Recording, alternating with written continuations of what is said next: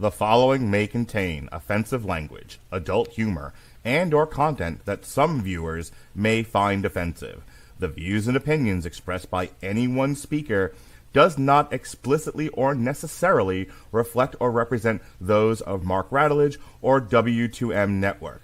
Please listen with caution, or don't listen at all. In a world fueled by distortion, diabolical growls, and questionable digestive decisions, three brave idiots stand to wade through the steaming pile of metal releases each week. From power rumbling breakdowns to riffs that'll make your intestines cry for mercy. We flush the weak and salute the strong. This is Metal Hammer of Doom, after all. On the one hand, I really like that intro. On the other, it completely leaves Mick out. Because when I did it, Mick wasn't really a part of the show. So now I have to make it for brave idiots with questionable digestive decisions. So, you ready to make that part of your internet identity there, Mixter? Oh, yeah. I will clip it and then make sure everyone knows. That's me. That's me blowing up the toilet.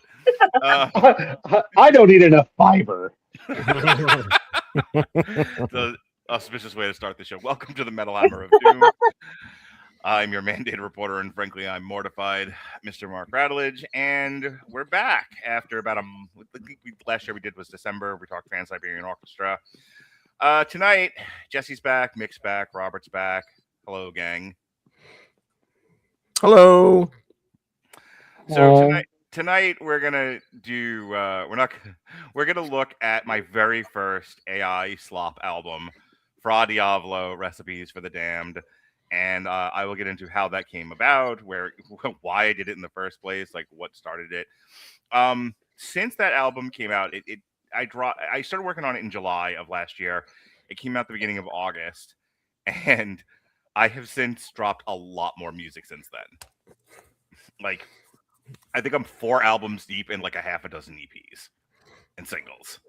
So this started off like, I'm going to do this only quarterly, like every couple of months. And then I ran into the band Vinyl guy, and I was like, he drops a song every day. Like I'm behind. Mm-hmm. So I guess there's no, once you have, a hold of the AI slot machines, there's no stopping you.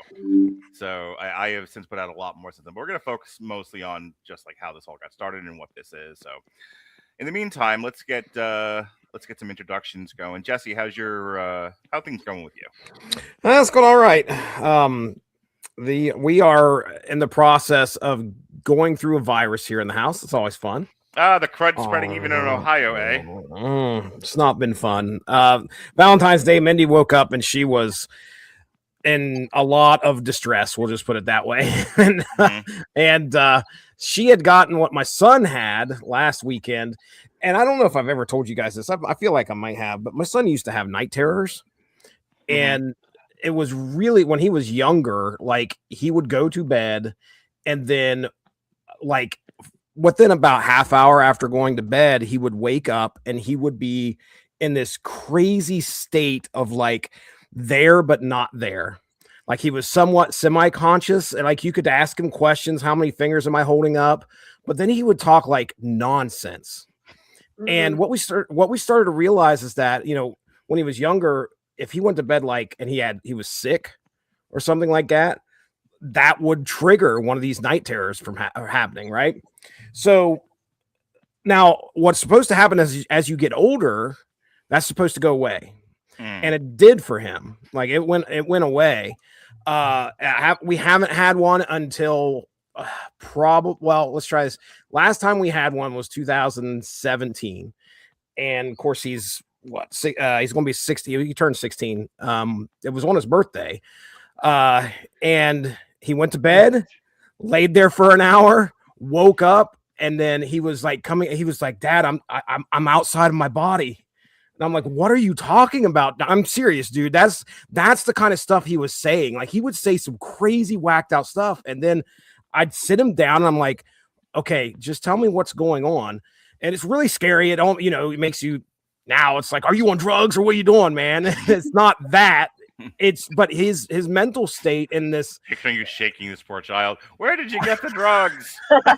Are you? Why I legit asked him. I said, "Are you on any substances, son?"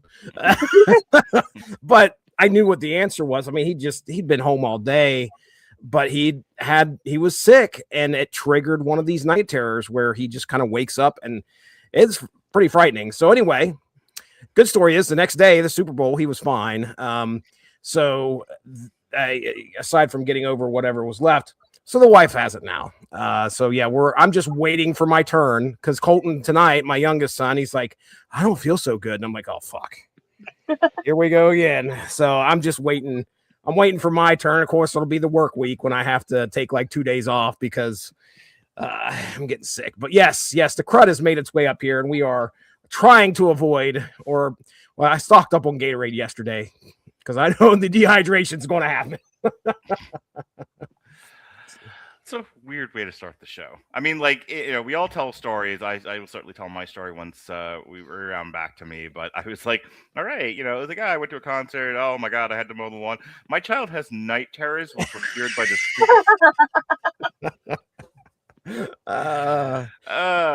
Welcome to my world. I was gonna be like, damn, Jesse. Like, well, good night, everybody.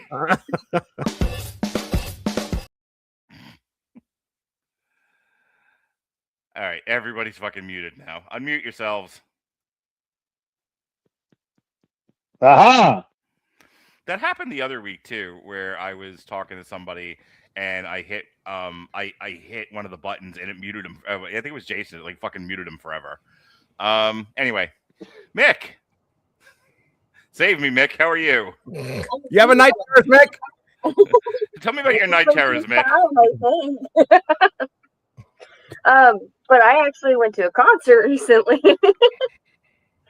Let's make this a little more normal in the podcast. But anyway, it was a Pink Floyd cover band, and I don't know if I talked about it last year or mentioned it in the show. Was this something that like you were gonna do that Dorian wanted me to do a special show for? Yeah. So last year, and I didn't know it was the same cover band until I went. But we were in charge of making videos for the background. So once they're playing these songs, then they can line up and there's no copyright happening or whatever. And so we ended up getting fired from that and we didn't go. So go to the show and like when we were working on it, we didn't touch the wall yet. So that whole like intro the beginning of the concert, I was jamming. They were really good. They had a bunch of people on stage, and it was fantastic. And then Dark Side of the Moon hits, and I'm looking at the screen, and I'm going, that's my video. Ooh. That's the stuff we made. Uh-oh. So me and Dorian haven't spoken to each other since I left, but I had to try to call him and be like, hey, so they're still using our shit. And he said he'd look into it, but that's all I could do is just tell him. Yeah. I don't want to spend too long on this, but just to sort of relate to it in some way.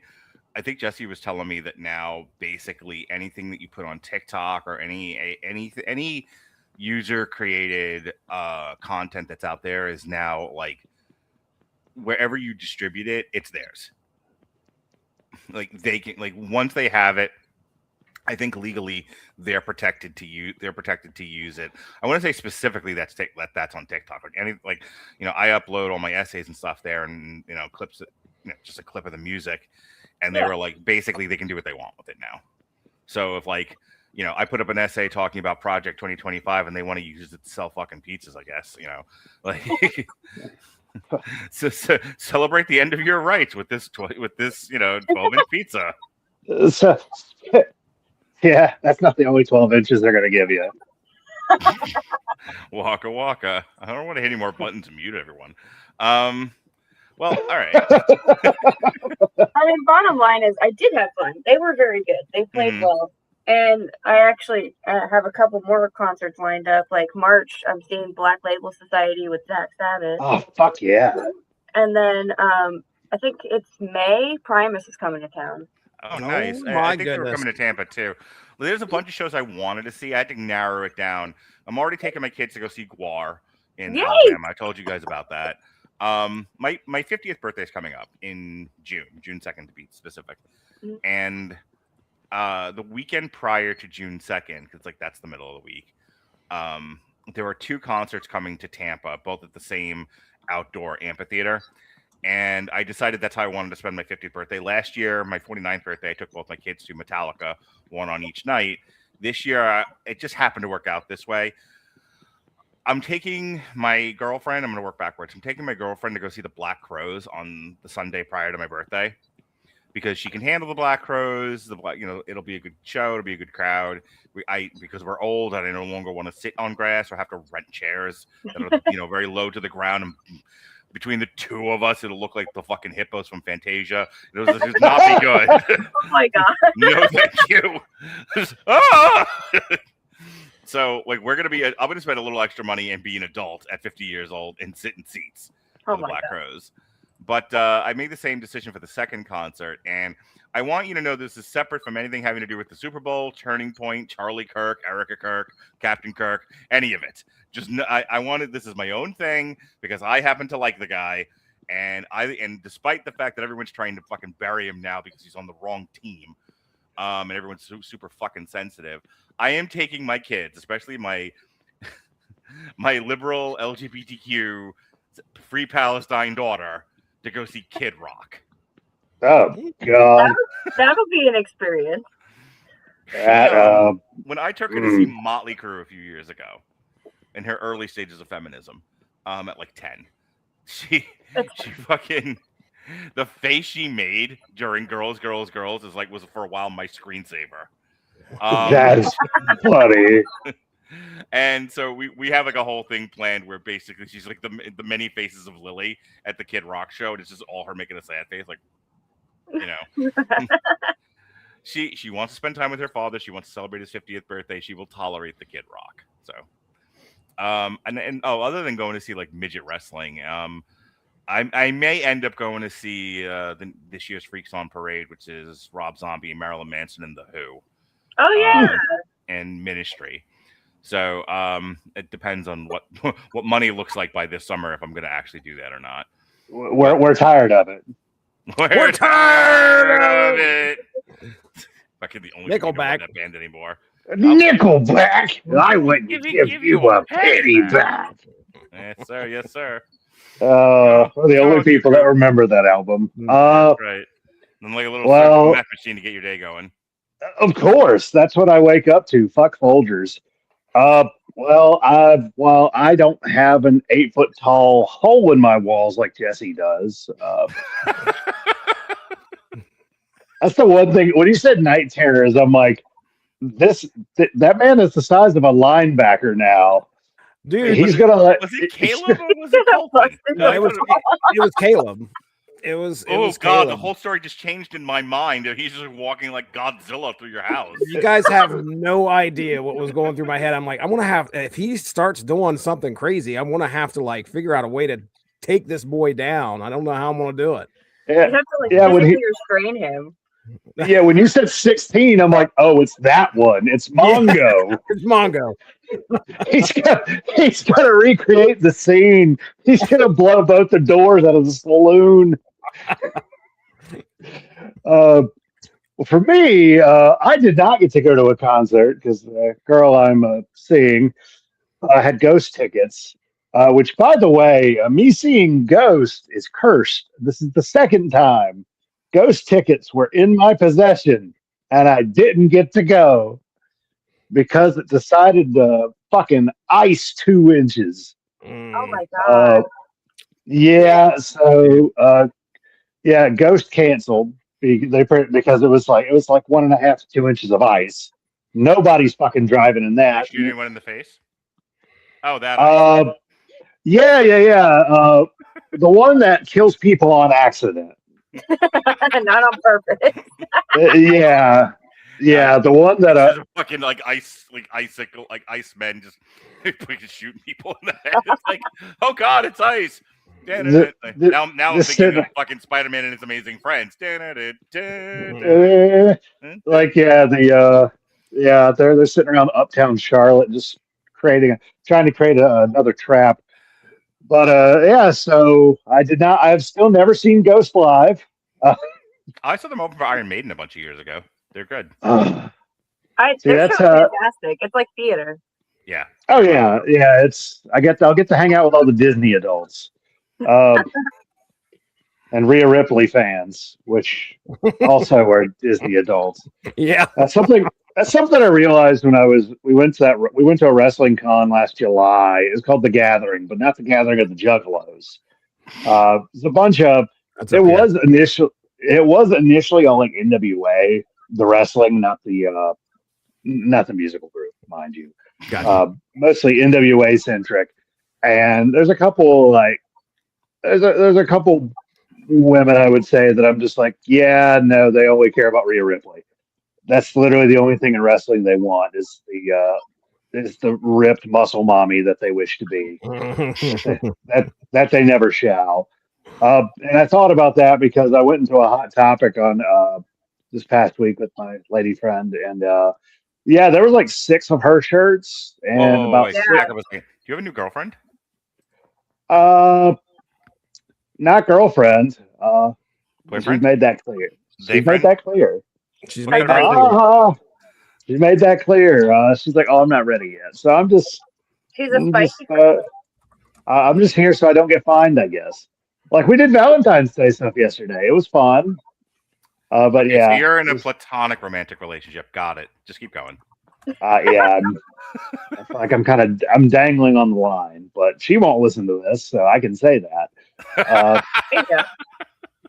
God. yeah, she does not care. Like she doesn't care about heavy metal at all. Like she likes Ghost, but otherwise she's more of a Swiftie, which I guess you can kind of say that's kind of between Ghost and Sleep Token. That's kind of the fan base. Which I did see Sleep Token before they were cool. So yeah, there's that. I always have that story to hold over all the people that walk into my work, and I'm like, aha! Look at this picture. I get Look to at this see that picture interaction. from. Ty, can you point me to where like the 2x4s are? He was like, "Did you know I saw Sleep Token before anyone else?" Are you the original fucking Green Day fan? I just need to do home renovations. Hey, I saved that for when they're wearing the Sleep Token shirt. Okay. Yeah, no, I make sure I don't just like walk up to You're every not like customer. harassing like random like middle-aged black women who happen to be coming in for tools. Like I Yeah, no, get away yeah, I from saw me. Sleep Token. Yeah, like, hey, look at this. I saw Sleep Token in a club for $25, and they're like, I don't know what that is, but I'm going to need to speak to your manager. It's like I'm uncomfortable now. And, that's what my lady friend said. I'm kidding. Wah, wah. Oh, wah, wah, wah. I missed that clip. It's a So- living. Wah, So- wah. A couple of months back, I'm gonna try to get. There's a lot of detail here, and when I actually told your national nightmare why we hadn't hung out for 6 months, I went into much more detail. But essentially, the last time I hung out with your national nightmare, we went to go naked swimming, and she didn't have her fucking ID. Her ID was in another town because on her best day, she's a dingbat who loses stuff on an ongoing basis. And my favorite part about that is I've taken her to a bunch of different things, and she's done stuff like leave her purse at a gas station. She's lost things. She's had it's not the only one that's done this to me, but she's had the wrong backpack for to get into certain places. Sometimes you have to have a clear one, things like that. Yeah. Erica has even made that mistake. So I'm just kind of used to it, but I figured it was. I always assume now that it's like an access to manipulative, like personality disorder thing that's just being aimed at me. No, apparently she's just brain dead, and she does it to everybody. So she's telling me that she went to Miami for her birthday with one of her many male friends, and she was just like, "Oh yeah, I totally left something at the gas station, and I left my ID somewhere at the Hard Rock." At the Hard Rock Casino. I was just like, oh, so it's not just me that I'm not special. She's like, not even a little. Like, oh, good. I feel much better now. But yeah, so the last time I hung out with her was probably last summer. And like I said, she didn't have her ID, so we couldn't get in. So I basically drove an hour plus. And then we finally get to the place just to be shooed away because we can't get in. So then I drove back home again. I'm like, I can't keep doing this. And so shortly thereafter, I had a whole bunch of stuff happen in my personal life. Not to mention, I got super sick. Like, if you guys remember fall of last year, I was nasally and congested and coughing all the time. Like, I thought I had cancer again. Turns out it's just diabetes and high cholesterol. Who knew? But that got fixed around Thanksgiving. But like I said, I was knee deep in Erica stuff by that point. So I wasn't hanging out with anybody. But it's a new year and things are settled. So I reached out to her Christmas. I just said Merry Christmas to her. And then I started seeing something showing up on like her social media about this show, this internet show. And I kind of ignored it because it's her and who knows what it was. But then we kind of just started minimally messaging back and forth. And then finally she broke the ice and she was like, am I ever going to see you again? After like 8 months. And I was, and I was like, I suppose. And by that point, like I said, things were settled enough in the house that I was like, okay, I should probably go out and have other friends again. So I was like, well, I'll give her, because Jesse knows I'm always willing to give the National Nightmare another chance. See if she can become the national, I don't know, what would be the opposite of nightmare, I guess. Daymare? The national daymare, sure. Yeah, there you go. The national daydream? There we go. All right. There we go. Yeah, like fucking Cody Rhodes. He's instead of the American dream, he's the American nightmare. It's The Negro icon. It's like that. That's right. All 12 inches of them. So I was like, well, give her another chance. Worst that'll happen is I'll waste yet another night, and in a history of wasting my nights. So we made a plan, and I hung out with her. We ended up going to see another tribute band, a cover band called $1 Billion Babies. They are a tribute to Alice Cooper, and she's fucking cleaned up. Like, she's working. She's got all the derelicts and ne'er-do-wells out of the house.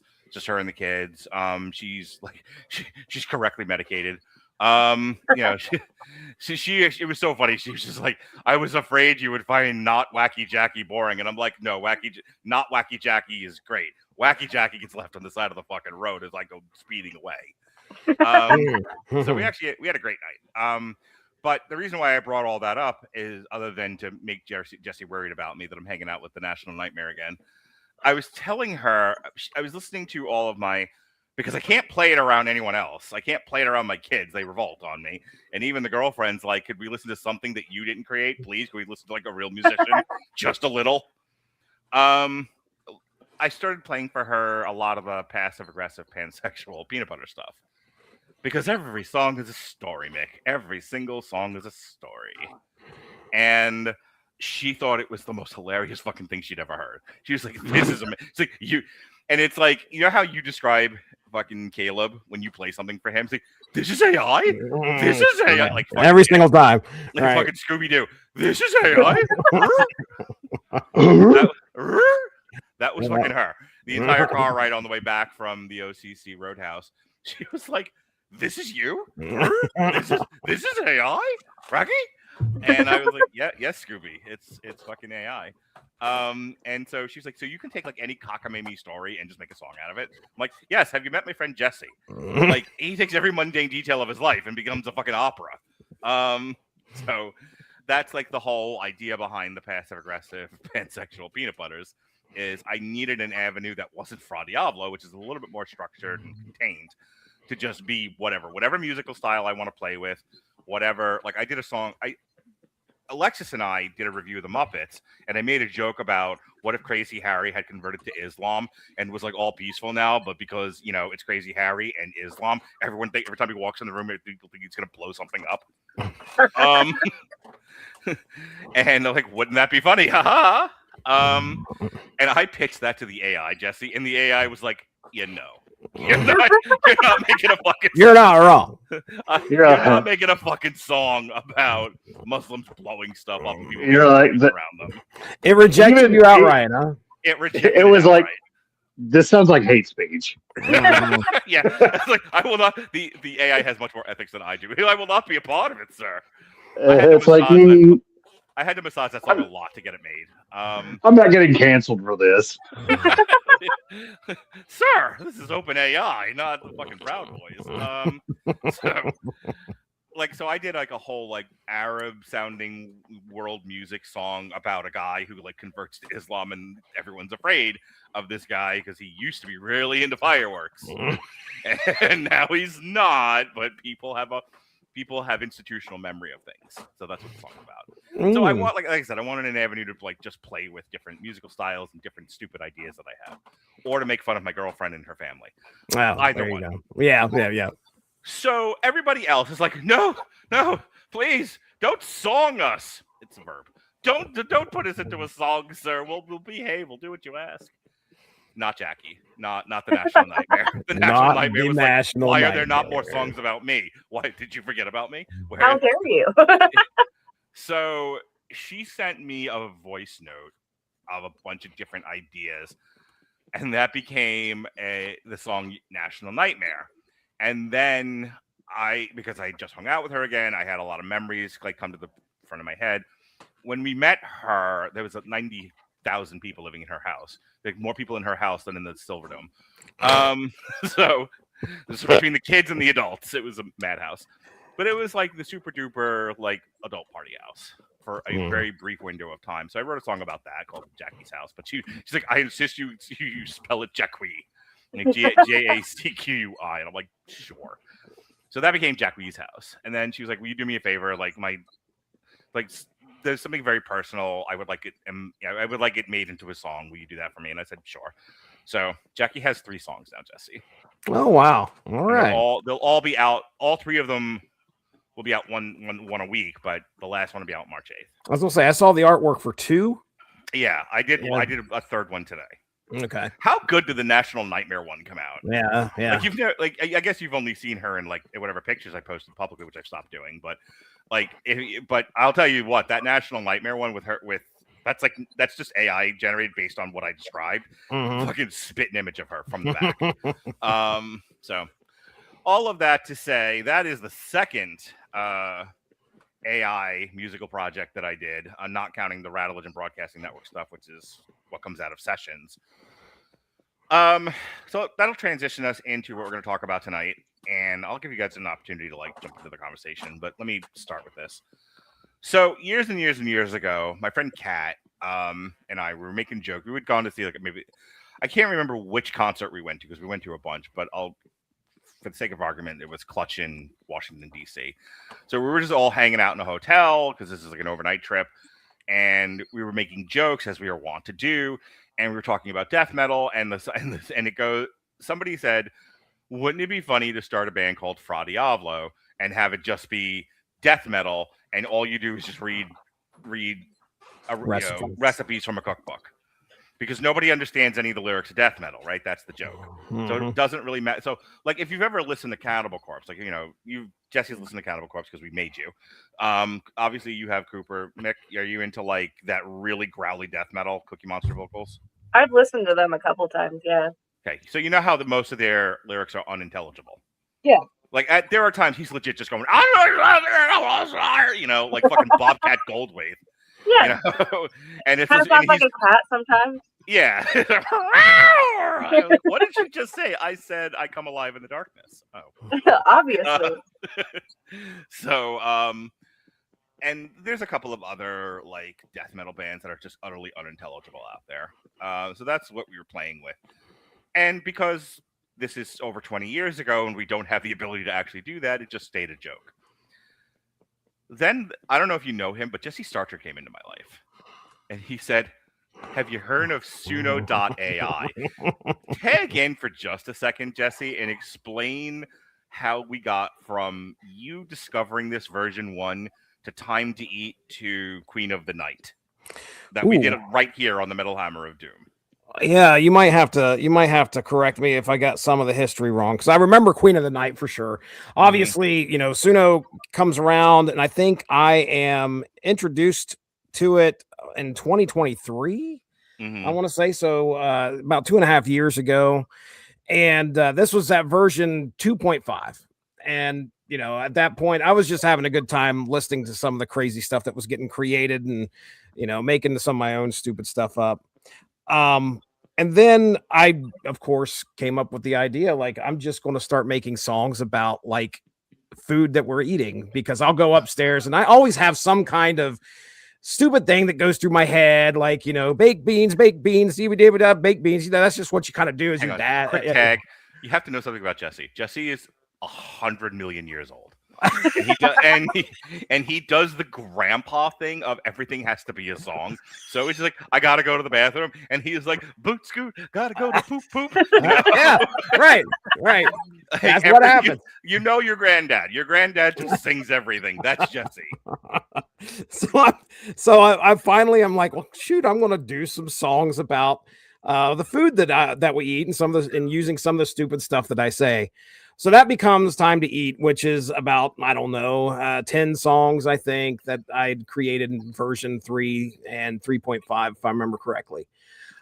We then start to do what led us to do Queen of the Night, because I remember it was just you hadn't told us about it yet. Like, so Queen of the Night happened first, and then a few months later, I made you come on, and like we dedicated an entire segment to reviewing. Yes, Time to Eat. So basically, like during one of the iterations of the Metal Hammer of Doom jukebox, Jesse's produced segment was, let me teach you guys how to make a song with Suno.ai. And here's me, who prefers square tires to round tires and won't accept anything, won't accept any new invention. It's like, make a song with AI. This is dumb. I don't want to do this. And then Jesse's like, you can totally make fun of people doing it. I'm like, oh, in that case, here's a story about my ex-wife. Yes. I was a little bitter. So Jesse's just like, give me. He's like an improv comic. He's like, someone shouts something at me, and I'm just like, throw up at a sex party. So he's like, okay, here we go, and tag back in. Yeah, so we were using ChatGPT for lyrics. Suno was kind of limited at that time. You had to do all sorts of crazy stuff. We then created Queen of the Night, which was a shot at, just like you said, kind of some of the stuff that you were going through. Yeah. And I mean, would never do that now. No, certainly not. I don't have an you've grown as a person. I don't have an entire band dedicated to that sort of thing. So, I mean, that kind of bleeds into, that starts to become Sessions. Sessions was a lot of fun, where we were using, Rattlich and Network. Let's try it again. Rattlich and Broadcasting Network, basically memes that have been created throughout the years and turned them into songs. Yeah. And Suno, of course, got better. But during that period of time, you come up with your idea and you're like, okay, I want to start using. I don't know at what point you were like, you jumped in and started paying for Suno, because I know at some point you had to have, right? Like you're not using the free version still, correct? Yeah, no. So if I started this, I don't think I was really using it all that. I would use it to like occasionally make a new theme for the podcast, or if I go back and look through like my early Suno stuff, I wasn't using it all that much. Gotcha. But then I remember, like, just by that point we had been doing sessions for more than a year, because we were doing it like every other month. And so the bug started to bite me hard, I would say early part of 2025. When we really got rolling with sessions and we got kind of out of the let's just redo the theme mode that we were in. We started doing like the one about The Wire, the one about Lord of the Rings, the one about Captain America's shield. Like, I was having so much fun with this. I'm like, I don't want to stop. I want to do my own thing now. So I was like, okay, I'm gonna make an album. And I think at this I also started to notice that there was a lot more AI slop showing up on Spotify. Yeah. And it was starting to show up a lot on YouTube. And I'm like, well, I'm late to the party. Let me start. So let me catch that train as it passes. Yeah. Hanging on to the ass end, caboose. Yeah. trying to grab a hobo who might be on that train. Hey, wait a second now. Come get me. Oh no, that's a needle. So I was like, okay, I want to do my own AI music project. What is it going to be? And then I remembered the joke that Kat made, and I'm like, oh, that'll be a really funny thing. That'll make me distinctive from most of what else is out there. Little did I know, distinctive doesn't really matter. But let me tell you my story. Like, I'm gonna be like, oh, I'll take like food jokes and wordplay, and that'll be a song, and won't I be fun and distinctive? And then I didn't realize I was competing with the ram it up my shitter guy. So oopsie, who knew? The 50 different brain rot bands that are out there, and all like the fake cover music.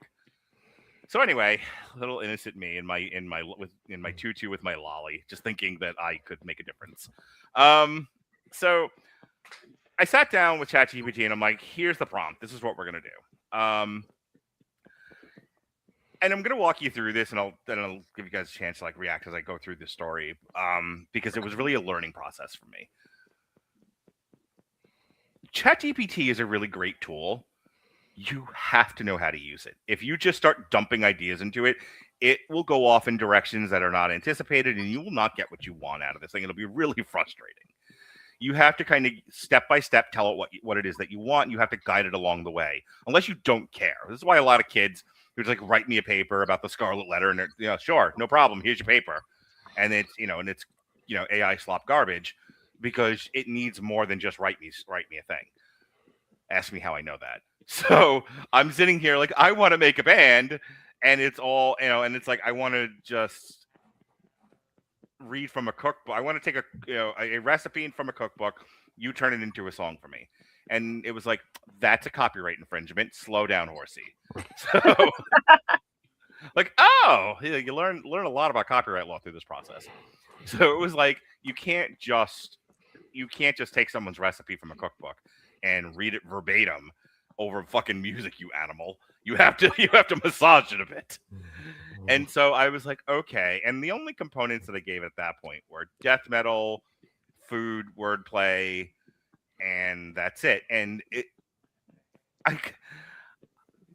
taught me, and I'll get your reactions. It really taught me right at the beginning to not let AI do too much work. Like, I have to kind of needle down to very concretely exactly what I want out of this thing, or it will go in a direction I had not anticipated. For example, as you know, Cooper, death metal is more than just I hate the church. There's all kinds of things people in death metal hate. Not just the church, not just religion, right? Mm-hmm. Yeah, the AI doesn't know that.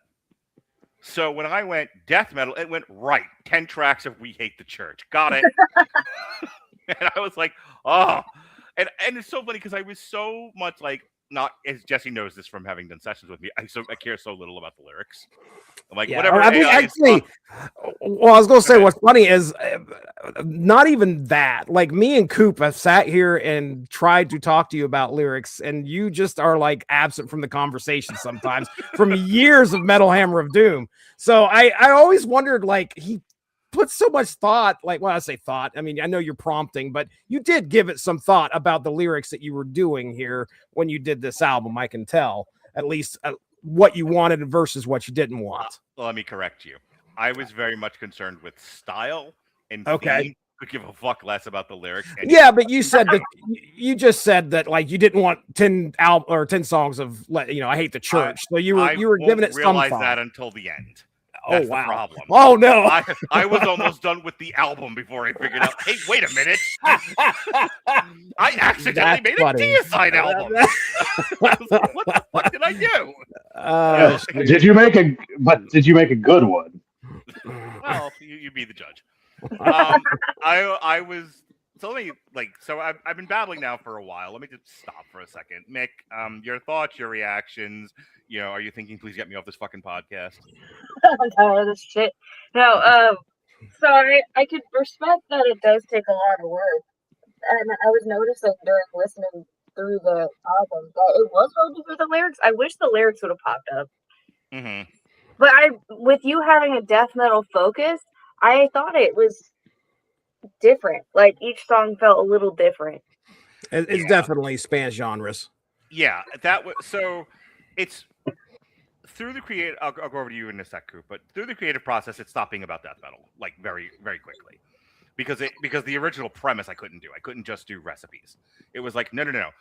You can give me a food idea. I will translate it into the most beautiful poetry you've ever heard, and then we will turn that into a song. You can't just be like, beat eggs, pour in flour, voila. That fucking Tool song. Yeah. Fire von Satan. So Yeah. once we had thrown away the original concept, I became like, okay, well, let's just do 10 or 12 songs of different genres. Like, it's still food related, it's still metal, but let's play with genre. And that's kind of what Recipe for the Damned is. It's a genre playlist. So like the first song is folk metal and it just kind of goes and goes and goes.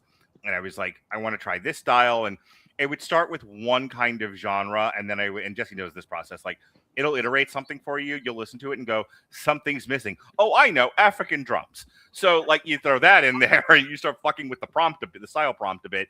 And you get this like, word salad of nonsense that turns into a halfway decent song. All right, Coop.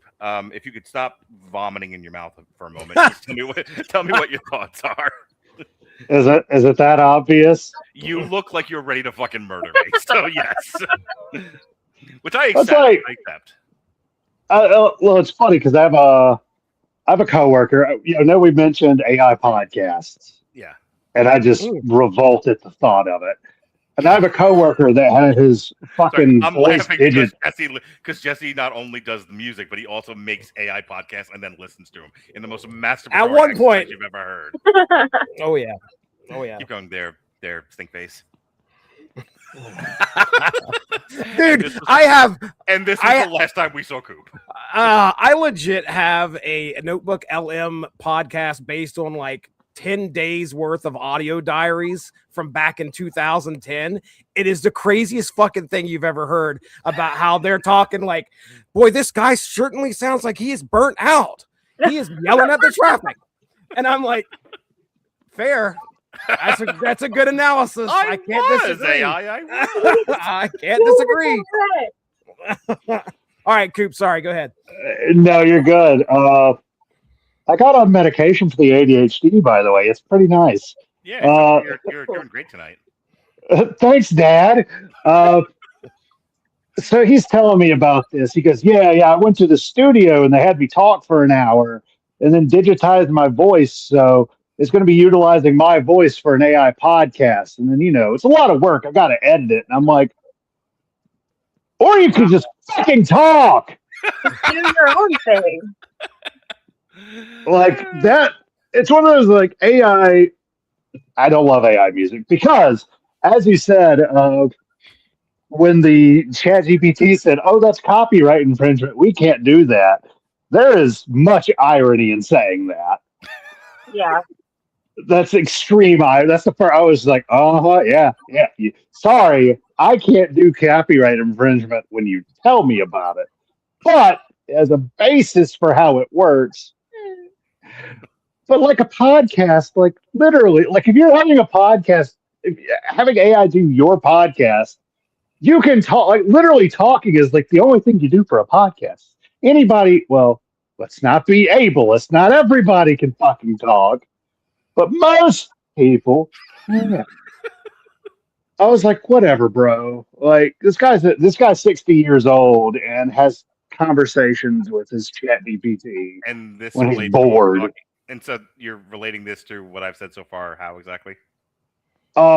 Because you're talking about how AI works. Gotcha. Don't worry, and I I'm was just- just waiting for the end of the episode to just slam AI. Yeah, Just both of you seething by the end of this episode, like We're Madeline just Kahn. waiting.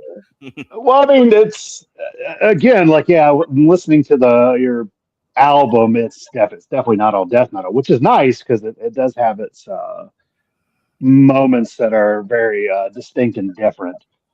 But yeah, it's again like I just thought about that with a coworker because we again talking about generative AI.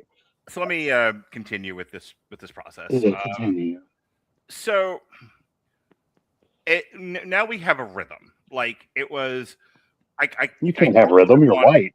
I told it what I wanted. It told me what it was able to do. I was like, good. I just want to make music now. And my thought wasn't about the lyrics. Clearly, this is a nothing album. Like later on, I'm gonna evolve in this process. I don't know if we're ever gonna come back and do another one of these again. So I'll probably talk about how it like the artwork and the title of this album is this first one, but I might talk a little bit more about how I got to where I am now with it versus where I started. But I was at the time super focused on I just want to make music. The lyrics don't matter. It fucking shows. I go back and listen to this now and I'm like, this is about nothing. This is the very definition of AI slop.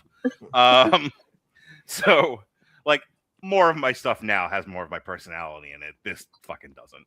So I start playing around with Suno.ai, and like I said, like it gives me the title, it gives me the lyrics, and it's all wordplay. I think let me read through the fucking track listing here. Shit, I had the damn thing up and I lost it. I'll give them to you. I got them right here. Just read through So we have gnocchi guillotine. Yes. Boil the priest, mince the heretic, flesh reduction stew, and you're going to have to help me on pronunciations on a few of these. Bernays bloodletting. Yes, that's correct. Bernays bloodletting. Broil to survive, pan-sear damnation, sous vide sacrifice, al dente execution, baked and basted, butter my buns, last course, cannibal creme brulee. All right. So what's funny is this was originally did not have the first iteration of this album did not have baked and basted or butter my buns on it. That comes after when I suddenly realized I don't have a stoner metal song and I don't have like an over-sexualized Steel Panthers song. So I'm like, and I just want to be done with this and get this over with. Like by that point, I've been working on this project for hours, if not days, and I wanted to be done with it because I was already bored and losing my patience. So I was like, "Hey, do a stoner metal song," and it met me where I was, impatient. So it was like, "Sure, asshole, baked and basted. There's your fucking song." The ChatGPT totally matches my energy. And then it was like, "Oh, you want a sex song too? Good. Butter my buns. Get the fuck out of my office." Cool. And off we went. Turns out Erica's favorite songs on here are Butter My Buns. It's not a surprise. Good one. And Sous Vide Sacrifice. Sous Vide Sacrifice is actually probably the most popular song on there. Like, apparently, AI music and industrial is a really great mix. So...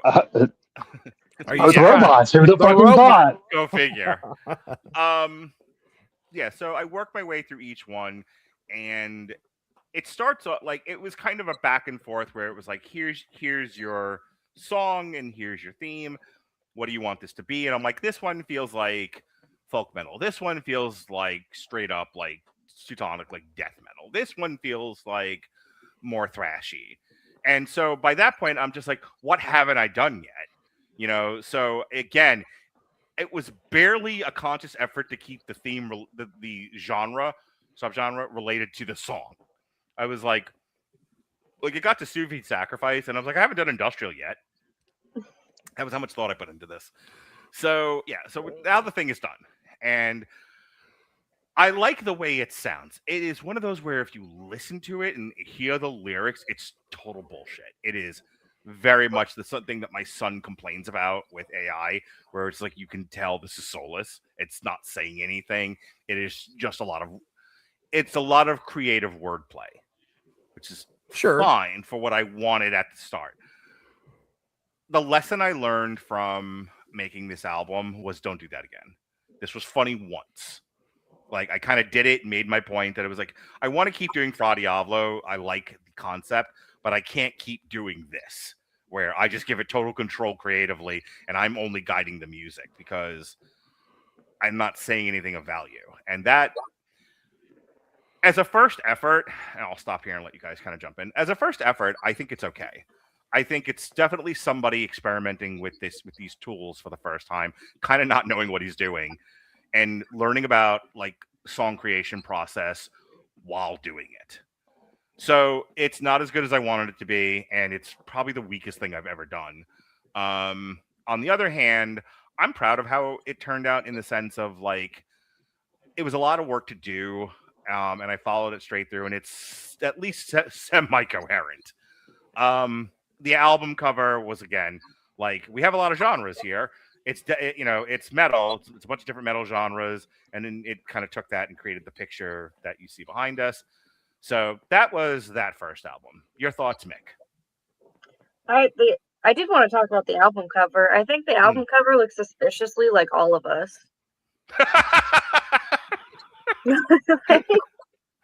Okay. Sure. I don't know. I was looking at it and I was like, well, that looks like Coop. That looks like Jesse. That kind of looks like Mark. And I guess I'm in the back. The one that looks like fucking Sting in an oven. Ah! Why does this keep happening?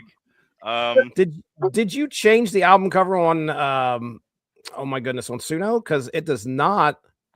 I'm looking at it right now, and it does not have what you posted in our messenger. It looks different. I'm just asking. I don't know if you did or not. No, there's the only I don't know what you're talking about. Okay.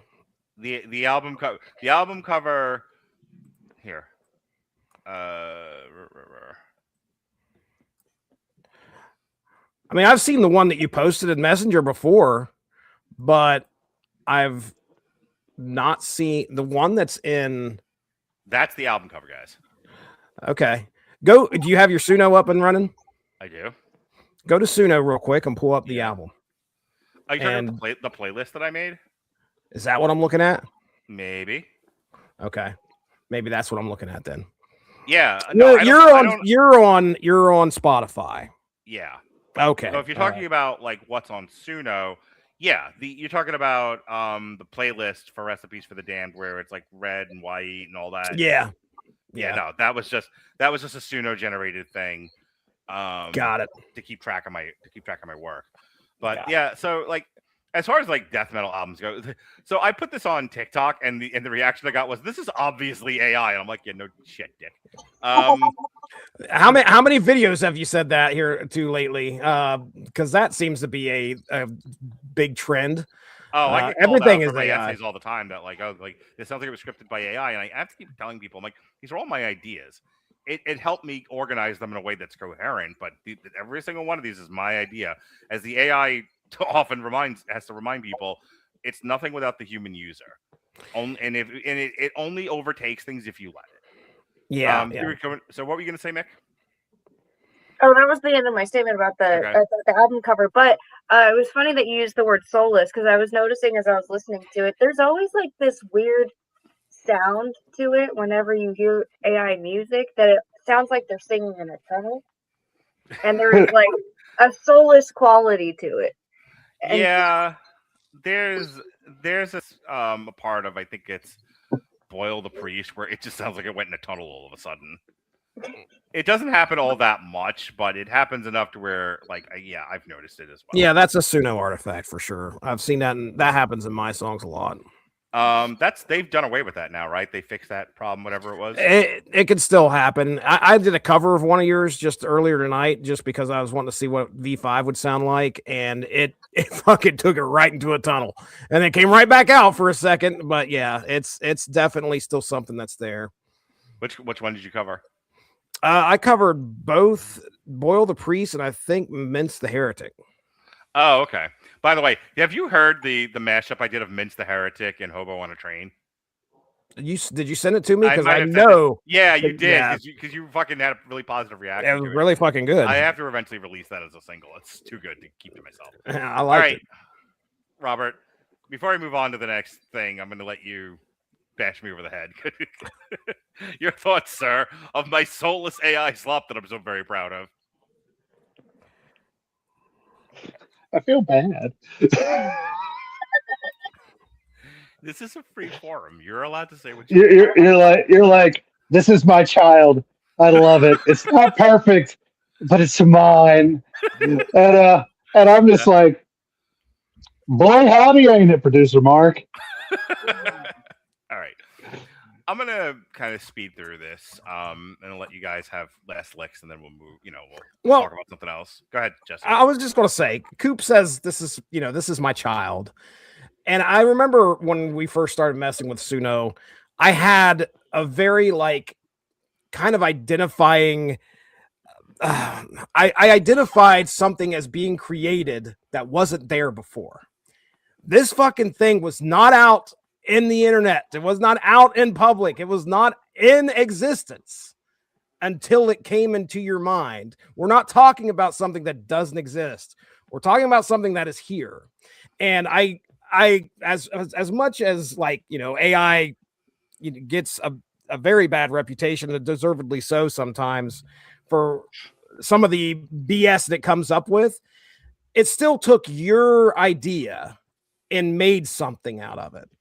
And so Coop's like, relating it to like it's your child. I certainly am not that attached to my AI music, but again, I definitely am sitting there going like, well, shit, this is something that didn't exist until we put it in a chat GPT and said, come up with something. And there's going to be moments where you're actually enjoying what you created, which I find that a lot. And I think a lot more as time goes by and AI music and Suno and stuff like that start to get adopted more widely. That's what it's going to be recognized for. It's not going to be music for everybody else. It's going to be music for you. If you like that type of music, where it's, I created a song tonight. It was just about, something my daughter is currently doing at school. And I was like, hey, here's a song for you for some of the crazy shit you're doing at school. I'm not going to share that with anybody, but it's something that personally later on down the road we can talk about. So, but yeah, Coop's sitting there laughing. I am afraid to even think of what's going through his head.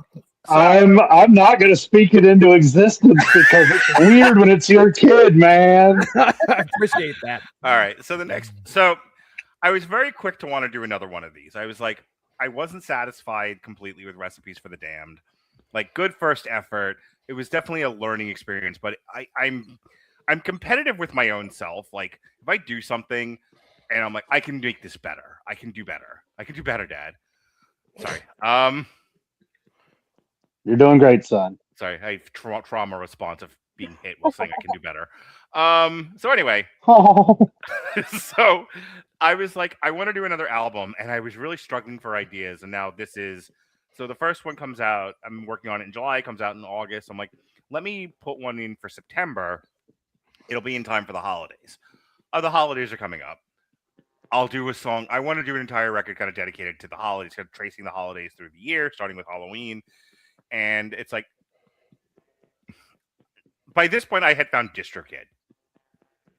Yes. DistroKid is a website that you can put your AI art into, and it will send it to all the places where people download music. So how I got my music on Spotify, I have a DistroKid account, period. DistroKid is a great tool. I recommend it. There's a lot of different things that it'll help you with in terms of getting your music out there. It'll create a merch store for you. Spotify wants you to add Canvas to your songs. It'll help. It'll just auto create those for you. They suck, but I don't care. These are like 8-second looping videos to put with your song. Like if you've ever used Spotify and you see the videos, okay, those are called canvases. Gotcha. And so it'll help you get on playlists, so you have a better chance of being heard, things like that. So DistroKid is an invaluable tool, and without it, I wouldn't have kept doing this. So like I said, Recipes for the Damned is done. It's on DistroKid, goes to Spotify, it does what it does. All right, let's do another one of these. Let's see if we can be a little bit more in control of what we're doing and not give your entire fucking creative process over to the clanker. So, damn wirebacks. Nice. So that's where Holidays Are Hell came from. It goes from October to I believe Passover. The tracks are Feast of Shadows, Turducken Nation, The Feast of Everwinter, which is Christmas, by the way. Champagne in the Crow's Nest, which is New Year's. Golden Bolt at Sundown is Ramadan. 8 Nights, One Flame is Hanukkah. Heart-Shaped Lies is Valentine's Day. Quite possibly the best song I've ever done in like 12 of these. Even my kids think this one's great. My girlfriend, it's like the one she listens to the most. Every Irish song ever is fucking hilarious. It's basically a flogging Molly song. I'll talk about how I came up with it in a second.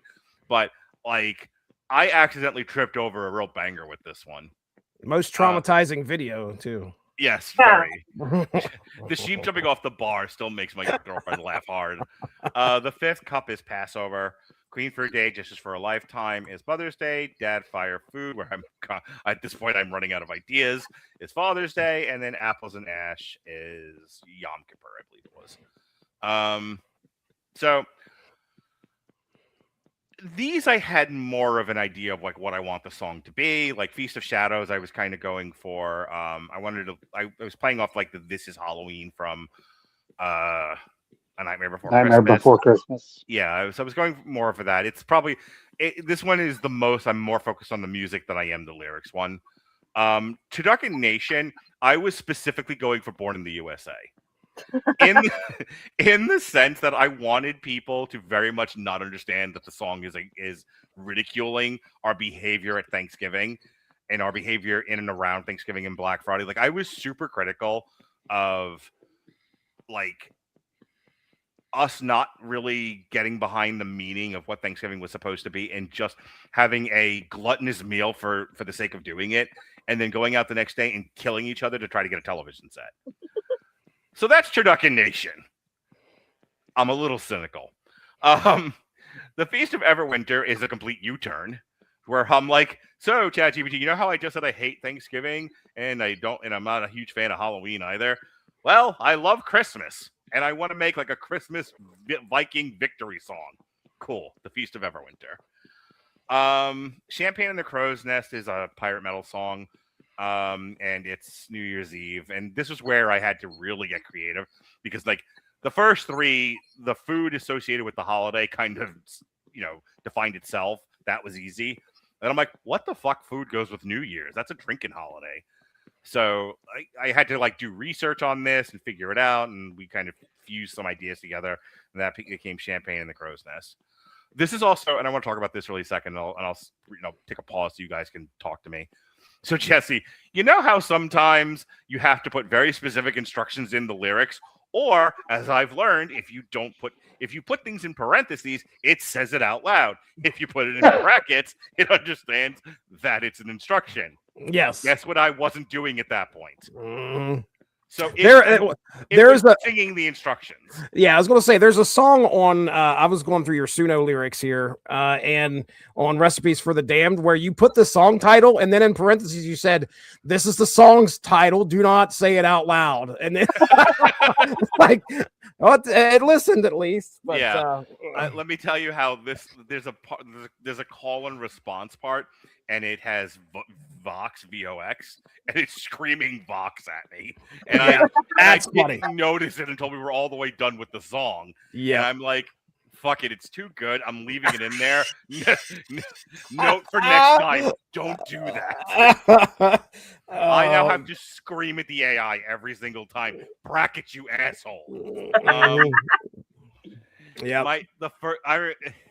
There are times ChatGPT is an outstanding, state-of-the-art, fucking forward-facing, futuristic tool, and then there are times it's half retarded. When I tell it bracket only the instructions and it brackets all the lyrics like a moron, I'm like you just want to strangle your computer. Like, what the fuck are you doing? So I've had that happen a few times. All right, that's just why nobody likes you. All right, thoughts, reactions, Mick, so far. I'm loving that it sounds like your AI, whatever, is bullying you all the time. It's a contentious relationship, to say the least. I love it.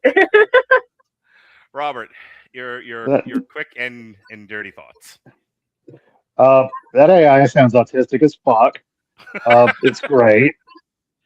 Also, for New Year's, typically, isn't it collard greens and black-eyed peas?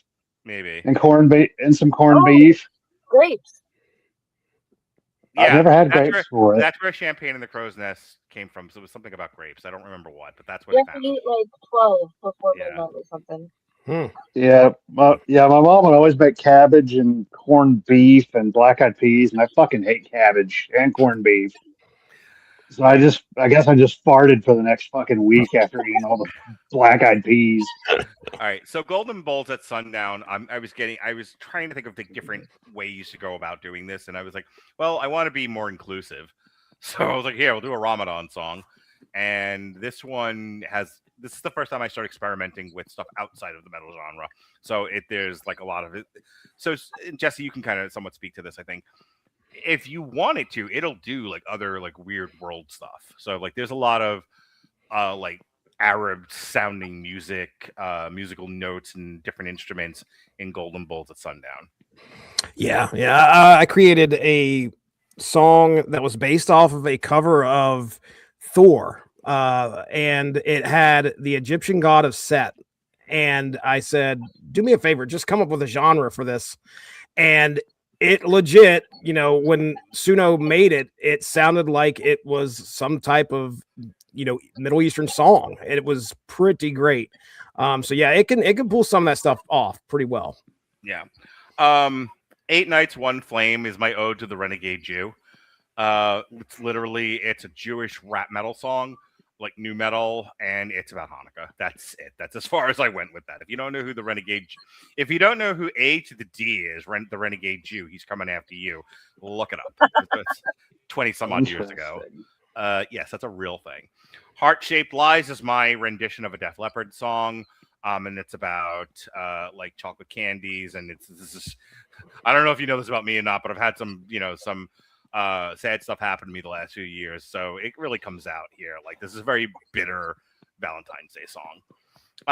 Okay, I'm gonna talk about every Irish song ever, and this is like my favorite fucking song creation story. So during a time when Jesse was essential, I was doing the Source Material live show, and I had a friend of mine, Chris Sheehan, come on the show, and we reviewed. I don't know if you know the Coop, the kind of horror comics that deal with like different holidays and stuff like that. Oh gosh, what's the name? Jesse, if you remember the name, it help me. But we did one for St. Patrick's. Grim Fairy Tales or something. Grim Fairy Tales, yeah. And so we are they contemporary? Like sort of newer, like a newer release. I want to say that they are. I mean as far as like 5 years ago when we did this, so. Yeah, I meant like in the past 20 years. We're not talking the EC stuff from the 50s. No. This is modern comics. You can get a lot of the Grimm's Fairy Tale trade paperbacks at Ollie's, as a matter of fact. I fucking love Ollie's. Yes, sir. So we do this Grimm's Fairy Tale that's about St. Patrick's Day, and at the time we were doing ad reads for Amazon and Grammarly. So we do the ad read for Amazon at the end of the show, but I made a whole bit out of it. And it was, we went to Spotify because that's what we were doing the ad read for, or rather Amazon Music. And we found all of these like St. Patrick's Day playlists. And the more songs we read, the more racist it got. Oh, no. And both Chris and I noticed it, where we were like, what the fuck is this? And then we just started making up our own racist Irish songs for St. Patrick's Day. So he was like, rosy cheeks, red nose. And I was like, and then I think I said Potato Famine by Car Bomb. Always got to cross that line, I do. And it was the funniest thing on that entire podcast. Chris, I wish Chris and I were still friends. We don't really talk anymore. But Chris always had because we're both from Long Island, we both had combined a really funny sense of humor. And he was a guy that got me and I got him. And we cracked each other up during that whole bit. It was the funniest 5 fucking minutes of most podcasts I've ever done. I was crying. I took that segment and I went, ChatGPT, song this. And first, because I'm a psycho, I will allow myself to talk to the thing like it's a human. I understand that it's not, but I have my moments. And I was like, I just want you to react to this. Just react like a human. Do that for me. Make me feel like I have a friend. And it goes, okay. And I send the thing to it. Be my friend. And I send the thing to it, and it literally does like a spit take. It just, it was like, this is its reaction to it was like, this is the most unhinged thing I've ever read. Like, this is, what the fuck is wrong with you? It's great. So yeah, it became because we said that it was like every Irish song is like progressively racist. So like this is every Irish song ever, and it's literally just a list of bands and Irish stereotypes set to a flogging Molly beat. Oh my god! And I've actually done a remix of it since then. It'll be out on St. Patrick's Day this year. It's called the Car Bomb remix, Please tell me it's even more Irish. Yeah. I did like a techno dubstep remix, metal remix of it. It's cool but very weird sounding. In any case, I never laughed harder. I think I listened to it 50 times in a row. I was so fucking proud of myself. Like, if I never do another one of these again, I will be very proud of myself for every Irish song. Jesse, your thoughts here on that? Oh, that's fantastic. I love to hear. I think some of my favorite stuff is to hear how the songs came about. You know, what the story is behind it. So yeah, taking some of that's what Sessions was all about, was taking some of those great moments that we've had and just letting, try to come up with a song around it. So yeah, I love that. That's awesome. The Fifth Cup, like I said, is Passover, and I think it's Robert will think it's somewhat funny. It's a God, what is the tank band? Sabaton? Yeah, it's the Fifth Cup. Just like Sabaton. Like, duh.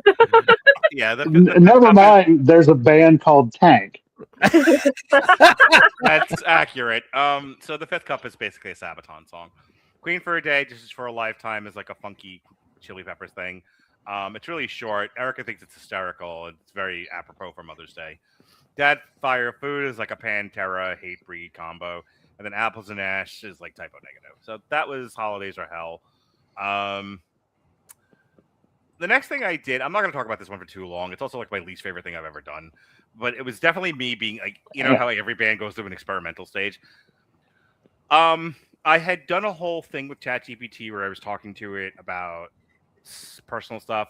And I had these really emotional reactions to the two, Hooba's Thanks songs, The Reason and something else. It was not Crawling in the Dark, I can tell you that much. But I had this really emotional reaction to it, and I was kind of talking to ChatGPT and processing my thoughts about it. And I saved that I saved that conversation, and then I was like, "Hey, that became its own TikTok." And then I kind of went back and I grabbed the TikTok transcript and I grabbed our conversation, and I said, I want to experiment with the idea of doing a rock opera. If I could do it all over again, I would do it a lot differently than I did this. It was more of like, I wanted to see if I could do it, then really take my time, think it through, and do it well. So Too Late to Rewrite, The Lover's Mise en Place is not something I would repeat. But I stayed hard on the food stuff while also like processing all these really emotional feelings I was having and all the stuff that I had said previously. And it's not my favorite thing. The Boil's a fun song, but this was like, let's experiment. All right, the experiment didn't go great. Let's move on. So, but Nick, you're an artist. You know what that's like. Like you try something and you're like, oh, this kind of sucks, but I'm not sad that it happened. Yeah, it's a part of art to hate your art. So. Yeah. It's also, I think, like the least listened to thing I've ever done. Hey, Jesse, want to tell this story so I can take a breath? So I think Coop should tell this story, to be honest. You have to talk about what happened. Well, you have to talk about what the genesis of the story is. Okay, so yes, behind the scenes, what had happened is my son Mongo went to go make some cereal one night, and he poured all the Fruit Loops into a bowl, and he reached for the milk, and all of the Fruit Loops landed on the floor, and he freaked out. Oh my gosh! Oh. I was like, I thought something bad had happened. And no, what had happened is he had spilled all his cereal onto the floor. So this was a Metal Hammer of Doom, we were coming up with this right on the spot. Yeah. Coop sat down and was like, in my bed. Coop goes, give me 5 minutes. And he comes back with lyrics, right? This is the one where he came back with the lyrics for this. And, this is Mongo wants some Fruit Loops, if I remember correctly. Yes, and cereal, as the song title says. Yeah, that is some good stuff. I immediately, as soon as it hit Spotify, I went into his room. I said, "You're famous." What was his reaction to the song? Oh well, yeah, I'm sure it was "Get out of my room" or something along the lines of. Yeah, that's great. He was not wanting to listen to it on repeat. I'll tell you that much, because I think he might have been a little bit embarrassed. I don't know. This is one of my favorite Fra Diavlo songs. I dropped all my cereal as a fucking thrash banger. Coop did an amazing job with it. Dude, at the end, just fuck, there goes my cereal on repeat. There goes my cereal. Fuck, there goes my cereal. Fuck, there goes. Well, Oh my god, it's so good. Well, it's because so Jesse released it, and he's like, "Oh yeah," and I'm like, "Isaac, I'm fucking shit. I can do better than this. Give me 5 minutes." That's exactly what I was. I was like, "Nah, I can do better than this." So I took "Fight Fire with Fire" by Metallica and rewrote it as I dropped all my cereal. That's why it keeps repeating that, because that's how it is at the end of "Fight Fire with Fire." Yeah, it's Fight Fire. When you turned to, and you were like, "I made a song," and I was like, well, that wasn't my that was not what I intended, but fuck it. The circle of AI goes around, I guess. All right, so that's hilarious, and so by this point, like I said, I'm familiar with other people are doing, and they're not doing full albums; they're doing singles. So like, okay, I need to kind of shift away from what I was doing, which is fully composed albums and EPs, and just do singles as stuff hits me. I'm gonna alternate between the two ideas. But that's also why I do a separate thing with the pansexual peanut butters. Is as soon as an idea hits me, it's a song, it's got a release date, it's got an album cover, we're good to go. Yeah. So I'm not like always like waiting around to do stuff. All right, so this next one, "Subtlety is for Cowards," is basically this is an Erica album. We were hanging out at the house, and I can't remember. This might have been. Oh, this is the day that she was moving. So on the day that she moved and then didn't get the house and had to move into my house. Long story. Oh fuck! Yeah. I forgot about that. That still sucks. Oh yeah, it's a quality story. We were just killing time basically. We were like killing time while the movers are packing up the house. So I was like, "Well, what do you want to do?" She's like, "I don't know." And I'm like, "I don't know. Let's just make stupid songs." So because I love my girlfriend to death, she's just the best person. She is as subtle as a fucking mule kick to the head. So hence, "Subtlety is for Cowards," because I stole that. Dave stole that from somewhere. I stole it from Dave, and it became like the whole theme of this EP is Erica's crazy thoughts and made into songs. So the first one is "Dr. Reelgood," which is clearly a sexed up version of "Dr. Feelgood." Kind of popular, believe it or not. Like, this one gets a lot of listens. For me, at least. A lot is like, 2. But "Party on the Lawn," we were talking, we were having, this is all the same day that we did this. We're having this conversation, and like, what, and like, I'm basically telling a story about like a girl who goes to a frat party, she gets drunk, she wakes up on the front lawn, and like, let's set this to "Party in the USA." Yeah, and then like, okay, same song, but what if Nickelback did it? That's how I ended up on "Party on the Lawn." We were going to get coffee or something. We left the house while the movies were doing stuff, and she starts not bitching at me, but I'm telling her about all these other things I've done for other people, and she's like, "Why don't you ever write about me? Why don't you write me a song?" And I'm like, so I'm literally in the car like, "You want a song, do you? Write a song about how my girlfriend's like a fucking hurricane blowing through my house. Make it a love song." And it's kind of like a metalized version of "She's Like the Wind." Okay, so very poetic, very lovely, very romantic song that I had to fucking fuck it with mud and say it's about how my girlfriend, who was slightly, at the time, having some troubles. Okay. Was Slightly at the time. What? We were trying to figure out the right combination of meds during this period. So I was like, hey, let me take that idea, combine it with "She's Like the Wind," and throw mud on it.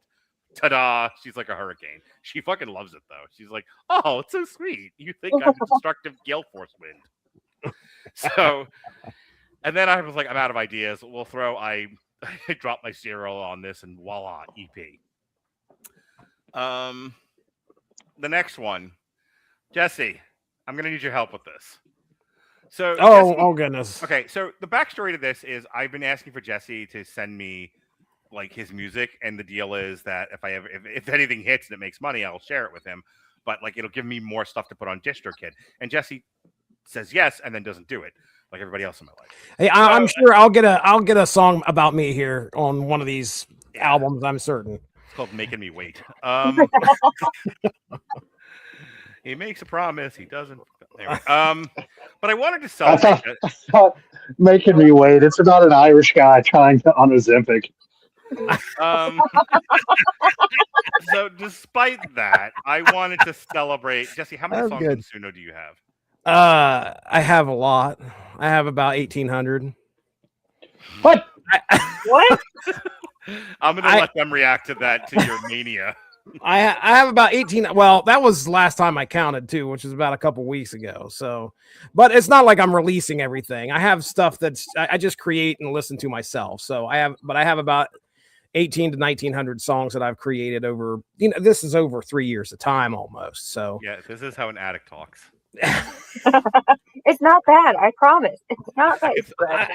No, I can stop anytime I want. My Spotify consumption had really, really, really decreased over the past 3 years because I've been listening to either stuff that I create or stuff that had been created. So yeah, it really impacted like what I've listened to. Steam coming out of Cooper's ears.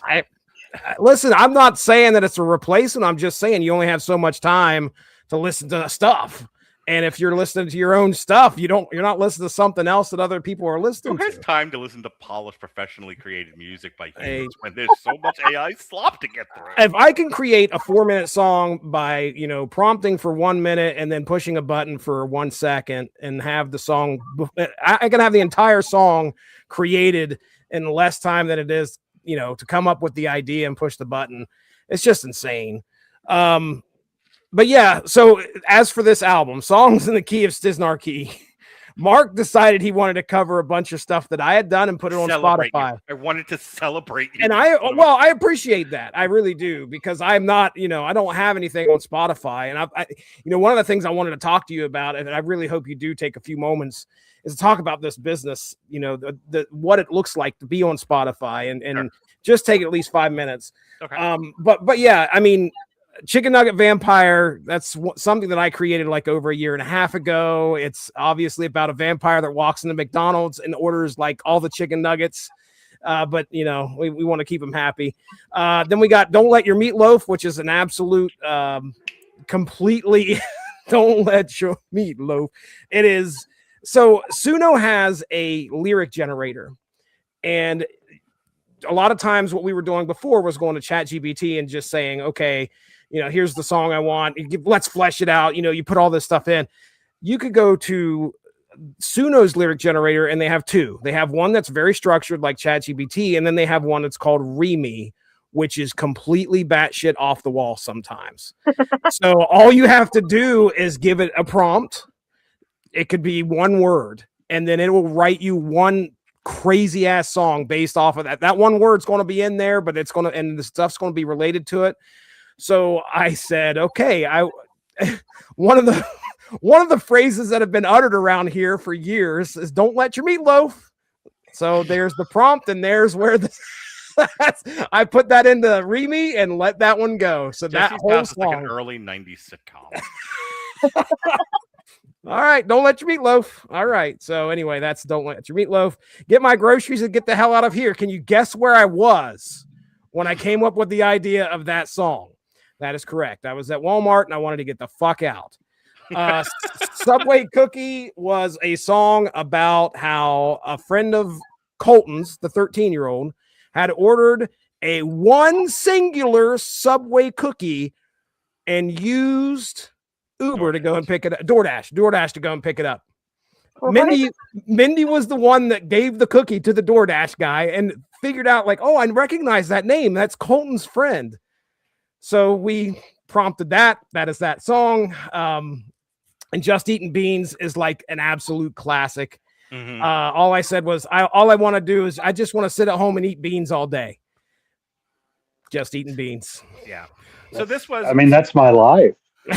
So Jesse, talk about like the cover, the remix and covers aspect of Suno because these were new functions at the time. Yeah, so Suno had come out with these. It continually evolves and adds new features. One of the things that you can do is take an old song like you may have created back in version 3.5, hit cover, and do a V5 cover, a version 5 cover of it. Version 5 sounds freaking amazing. So you can also tell it to change style. You can change, it's just like any other cover. I want to do a slow rendition of, whatever. So you just got to type that into the style and turn things loose. And I think Mark took that, celebrated me by taking some of these songs. And I mean, were you shooting for just metal up shot of these things or no, what? I did it the same way I do all my albums. Like Chicken Nugget Vampire, I was like, what if Concrete Blonde did this? Okay. And I threw a style prompt in there that was Concrete Blonde. And it'll only change the song so much, I've learned. Yeah, you didn't like this. I love the cover feature, but I think a lot of what you were doing was a little bit different than what I was doing because I was upscaling my stuff, so I was using like the same genre. So maybe that's why it was turning out so well. Genre, and it wouldn't let me do it. So it would amplify certain aspects. Like Just Eating Beans, I was like making a death metal song, and instead it kept the same kind of like funk style, just made it really angry. Like there are parts that was like, I'm eating beans all day, and I'm like, all right, cool. It's angry because that's the only thing you can afford in late stage capitalism. It's true. Right. I gotta tell this story really quickly. So this was the show where Robert and I were comparing the two versions of Hand That Rocks the Cradle. Erica had watched both movies with me. She likes the original Hand That Rocks the Cradle. She liked the new one better than both Robert and I did. And she wanted to be on the show. Sometimes she takes her meds and she falls right to sleep. Sometimes she's okay. She thought she was going to be okay for this show. Turns out she wasn't. And she fucking passed out in the middle of the show. Oh my God. And the thing of it is I'm a dick. So I can't just like protect my girlfriend. Like, no, I have to be an asshole about it and and song her and shame her for falling asleep on a podcast, but lovingly because I do love this woman. So Warren's cherry pie becomes She's My Sleepy Pie. She's my sleepy pie.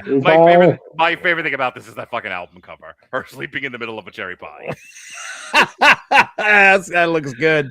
The other thing about this is that, like I said, it started off as a Warren song, and then it became something a little bit different because the thing is, I'll start with a genre, I'll start with a song style, and then hear Suno's version of what it thinks I want and go, I'm not happy with this, I have to change it somewhat, and then I'll do something different with it, and voila, you've got, where I started and where I land are not necessarily the same place, but where I land, I'm usually a lot happier. So She's My Sleepy Pie is actually really good. It's got a classic rock feel to it with a little bit of an edge. Hence is me. So that's that. All right. So this was half Erica, half a challenge I got from one of my friends, and half me wanting to play with genre. This is a country album. I'll try to go through this as quickly as I can. We're going to be here for 3 hours. But this was another one we were hanging out at Erica's house, and we were like bored, so we were like playing with Suno on my phone, and I'm like, so Erica, like, let's make a song. What do you want to do? She's like, let's do country songs. I'm like, sure. Like, what do you want to do as a country song? She blurts out Red Solo Slut. We're not creative in this family. I'm sorry. So, because guess what that one is? Those of you that don't know, it's Red Solo Cup. So again, oh no. So again, it's the idea of like a girl and kind of being like, like a red Solo cup and just being passed around like a cup that everyone, like literally we're singing about a cup, but the cup is supposed to be a girl and it's being passed around and drank by everybody. So that's Red Solo Slut. I was playing around with covers at this. I was trying to do covers by this point because I'd seen a whole bunch of TikTok where it was like fake covers. It was like, what if Pantera was a funk band? And, it's a walk by, sounds like fucking funk. What if Metallica sounded like country and like all that stuff? So I was trying to figure out how people were doing that. And I think at this point, I was thinking about songs that were in the, what is it when you can't copyright them anymore? There's a phrase for it. Where they're in the net, they're able to be done by anybody. Oh, it's a public domain. Thank you. Yeah.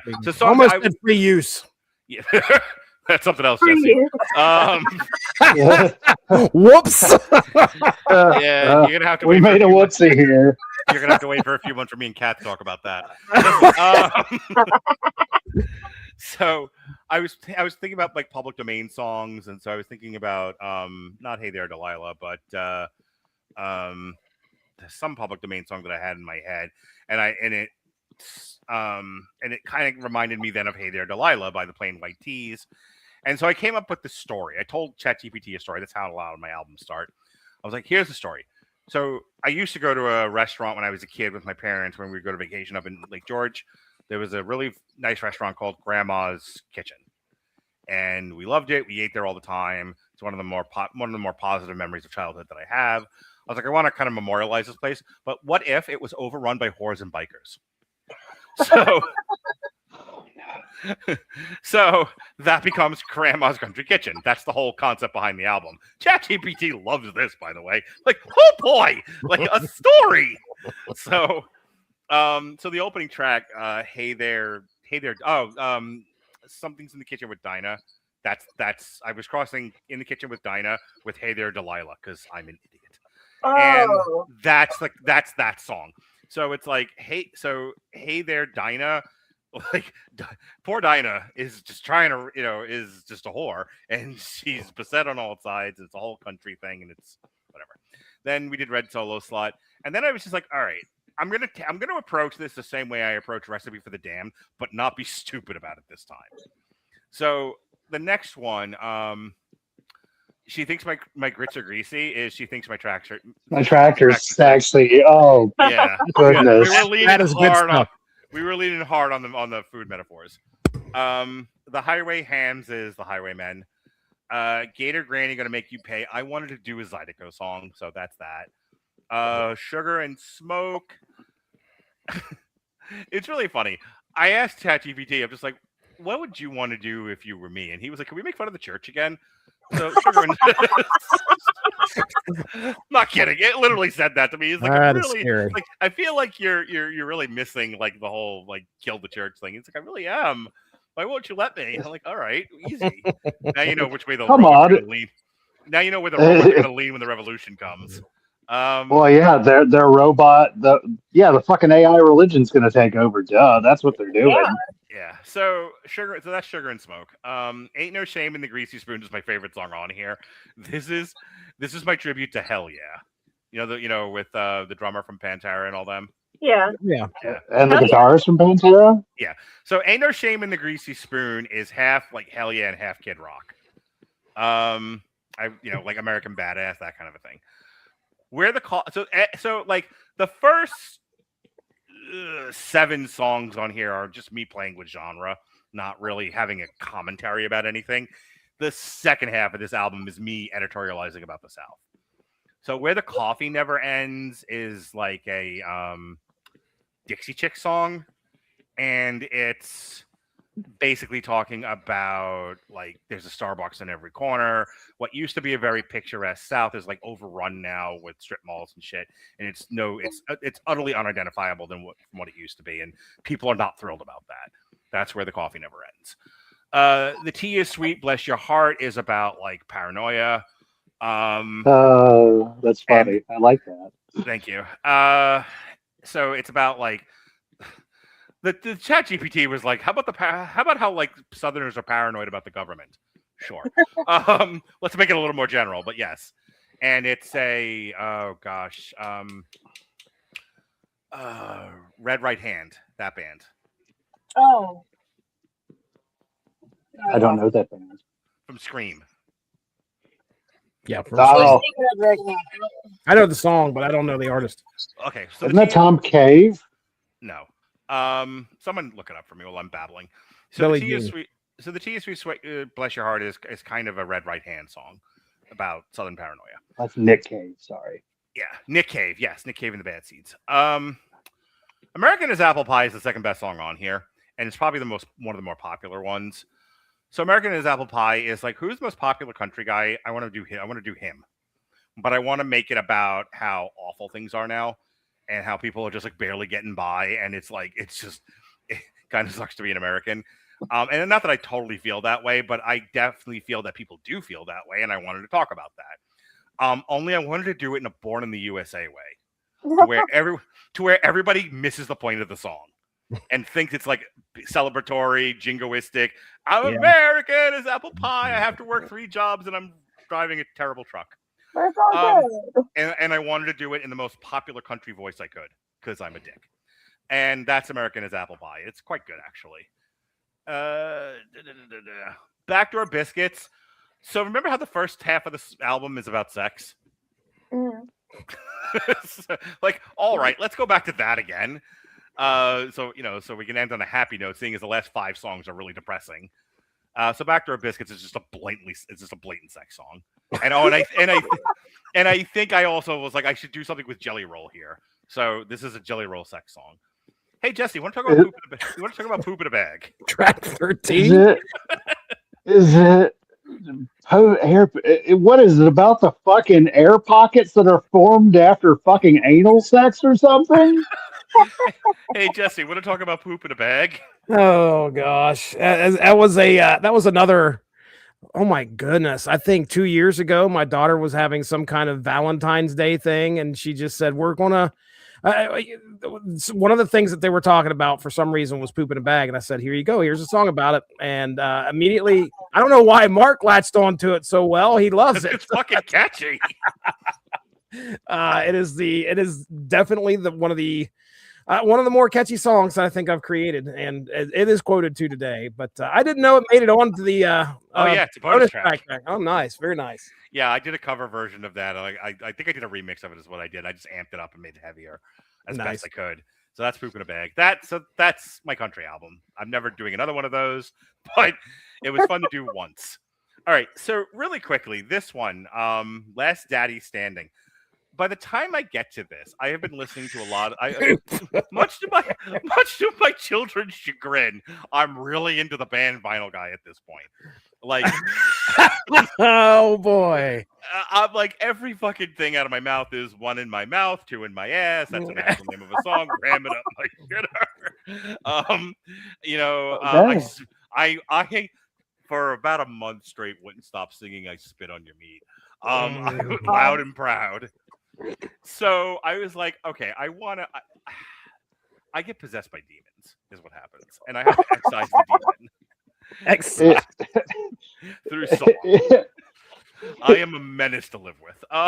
So I was like, I gotta do something with this band Vinyl stuff. I'm like, so his stuff is aggressively misogynistic. It is just hoary women use my holes as fucking cum dumpsters. It is just the worst possible graphic sex song you've ever heard. Like, we're well beyond Put Your Penis in Me, which is a whole other guy. This is like, 3 dicks in a raccoon, not my hoo-ha.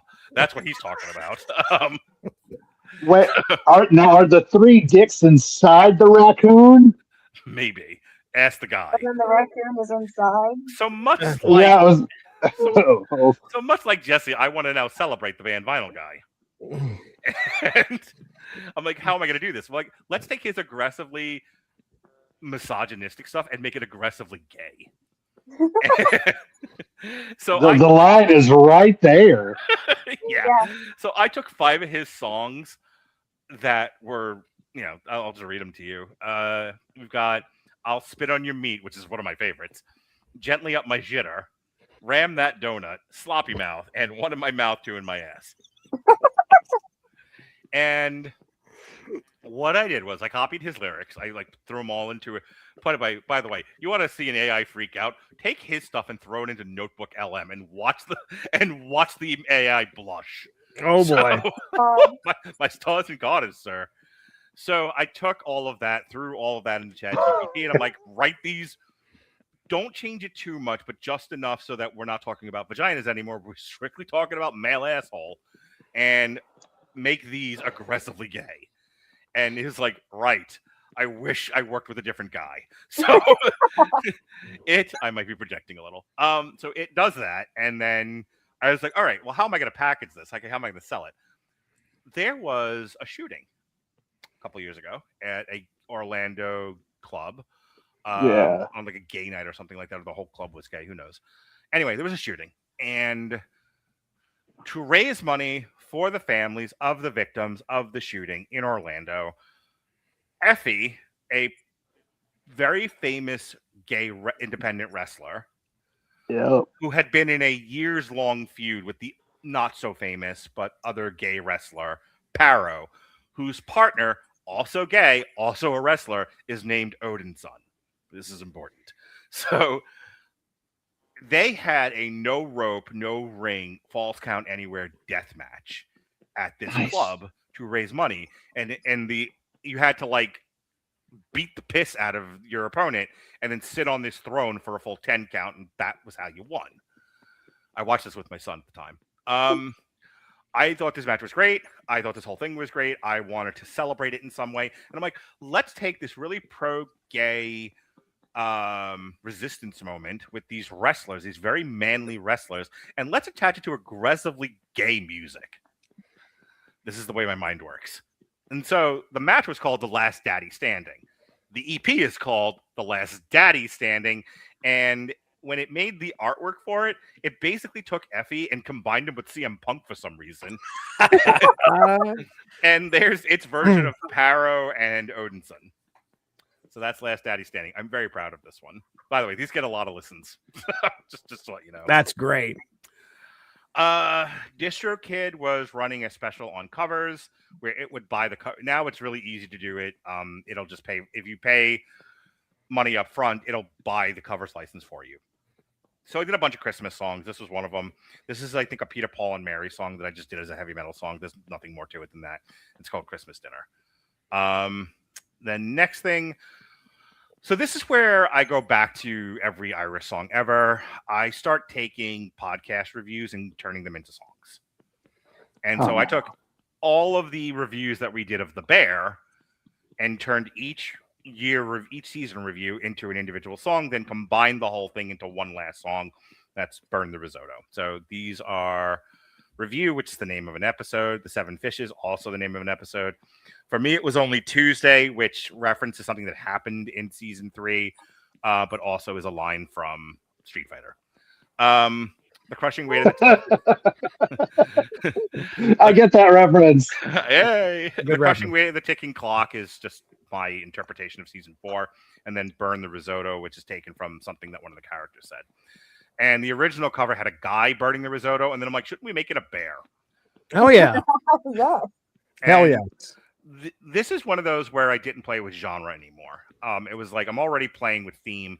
The genre should be consistent. So these are all Metallica, Megadeth, early 80s thrash style, where every song was like 12 minutes or some shit.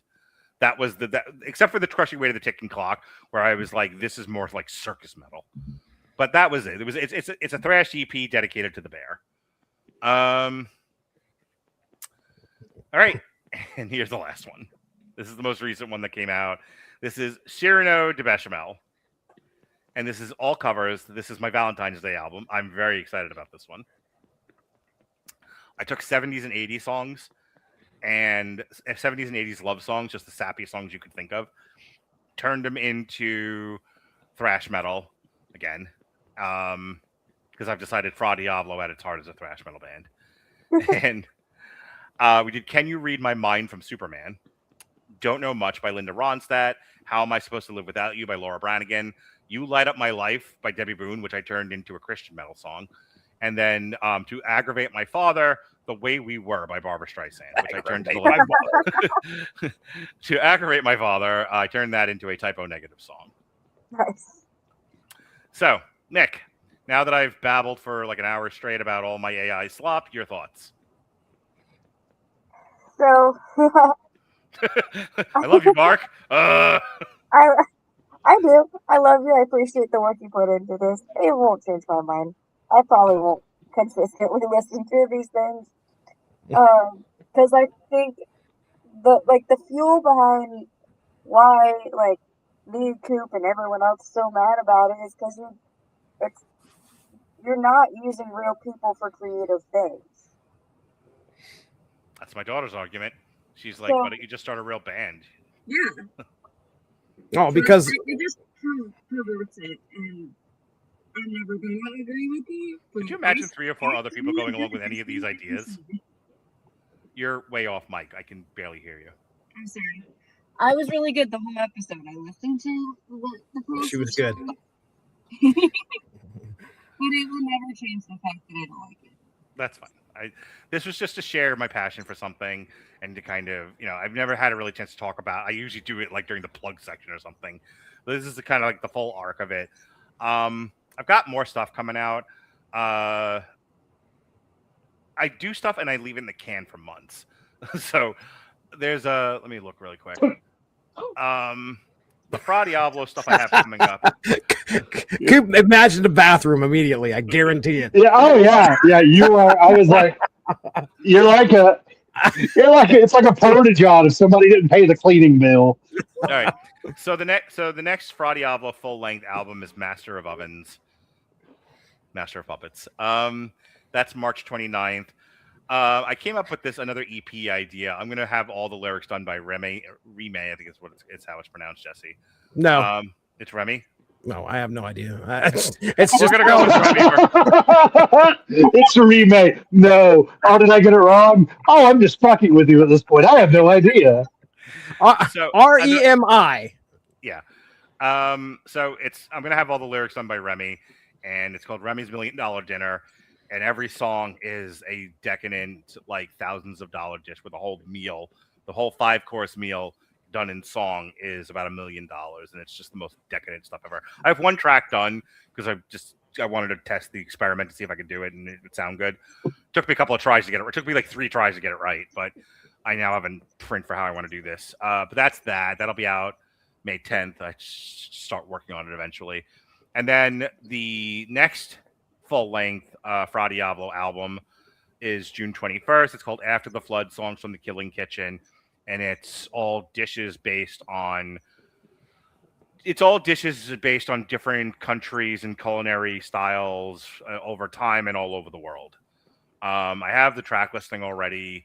I just got to kind of work through it, and I wanted for that one. I wanted to stick with the folk metal, but then I want to do different countries kinds of folk, so I don't want to just do like Norwegian style folk metal. I want to like what if folk metal combined with the Arab countries? What if folk metal was South American? What if folk metal was this? What if folk metal was that? So I'm playing around with that idea and then matching it to different dishes from around the world, from around different time periods. Put a lot of thought into this, Mick. So that's what's next for Fra Diavlo. Robert Cooper, your final word on my baby, my sweet, sweet baby. Though I put so much time and effort into. I feel like you're showing me your macaroni art. And I'm just like, you did such a good job, son. Oh my God. That does look like Batman. I mean, part of me is just past the point. If you don't say something nice to me, the next episode is going to be all about the passive aggressive. You think this was long-winded? Wait till I tell you every story from the passive aggressive pansexual peanut butters. Just kidding. Keep going. Well, it's just one of those. Like I don't want to be mean-spirited about it because you're very passionate. I do find it very interesting to hear sort of the logic and reason behind a lot of it. In terms of artistic merit. Yeah. I will tell you this. I will say this. In defense of your positions, you do enough of these, you start to hear the same shit over and over again to where I'm even like, wow, it was trained on a handful of things per genre, and that's all. I mean, I feel that a lot of your sort of AI music is, in a way, you're kind of like a producer. You're turning the knobs to get the sound that you want. Yeah. Very much kind of like like how Bob Rock turned the knobs on Saint Anger and ruined the production. You too could be Bob Rock. He's also responsible for the Black Album, you dick. Well, yes, but as we have learned through modern discourse, it's not what you do well, it's what you do wrong that people remember. We have to have outrage, damn it. But anywho, I mean, like I said, it is very interesting to hear your inspiration behind it. I find that, kind of cool. I admit I listened to that first Fra Diavlo album in October before we had the great nuking of the original jukebox. Yes. Which, oh boy. That was still ironic that you're like, oh, we don't have rights to this. I'm like, but you made it. You're like, doesn't matter. Can't play it. Yep. I was like, okay. Distro Kid would come after himself. It's crazy. That's what the clankers want. But anywho, yeah, I didn't listen to the rest of it, so I don't have a lot of context. I'm imagining some of it, and it's amusing the shit out of me. Like I'm proud to be an American by what is it? That Lee Greenwood that does that. Just I'm imagining that, but just you get past I'm proud to be an American, or at least I have 4 jobs. Like I'm just imagining that it's tickling the shit out of me. But I mean, yeah, as Thumper's mother once said, if you don't have anything nice to say, don't say anything at all. So I am very happy for you, Maki. I'm happy that you have a creative outlet that you can do in your time. I recently I was aggravated about a lot of different things the other night, and I took one of my favorite things Jesse and I have ever done together, our Metal Hammer of Doom Extra review of James Brown's Living in America. Sort the mail. Where we're screaming, we sort the mail at the fucking video. And I turned that into a song. It's its own separate thing. It's part of the Rattleton Broadcasting Network stuff. But yeah, I'm all about compressing podcasts into songs these days. It came out between that and Too Old to Die Young. Those both get played on repeat now, Jesse. Yeah. No. Have you done one for this podcast where it's just a bunch of fart jokes and sad love stories? Let me work on it. Oh yeah, no, Coop. After tonight's podcast, you're definitely getting songed, Jesse. That's fine. I will not listen to it. I'm gonna do a 12-minute version of "Owner of a Lonely Heart." It's gonna be all fucking Rob Cooper stories. Oh yeah. Wow. Back at you, dick. Man. I'm going to give you the last word, Jesse, because you're kind and my wonderful friend. No. Well, first off, I threw your album into ChatGPT. Yes. This is what you're waiting for. Oh yeah. I'll give you one sentence review here, which I thought was great. Because it's just the lyrics it's basing this off of. It reads like this is the whole album. It reads like Cannibal Corpse meets Mastodon meets Guar meets a Food Network fever dream. Wonderful. Put it on the album cover. Put it on a t-shirt, Mindy. Yeah, this is Guy Fieri's not. That's what he has as a nightmare. When he gets the fucking diarrhea on Valentine's Day, this is what he hallucinates. It's bad. I listened to this album a couple times here today, just to kind of Recipes for the Damned, just to kind of familiarize myself because I listened to it a while back too when we were getting ready to do that. I'll give you, top 3 for me. Baked and Basted was one of my favorites. The stoner rock song. It said 325 for 4 hours, but like, is that emotional time? That's good stuff. This bird's been high since '93. That was pretty funny. And Suno both like skits in the middle of a song. I like that. Boyle the Priest is heavy as hell. Mm-hmm. Like I really dug that one. And then Mince the Heretic. If you look closely, there's swamp funk in the description for the style, and I love it. I've noticed. I started to realize I like swamp funk, and I think Suno does a good job with that. So I like Mince the Heretic a lot.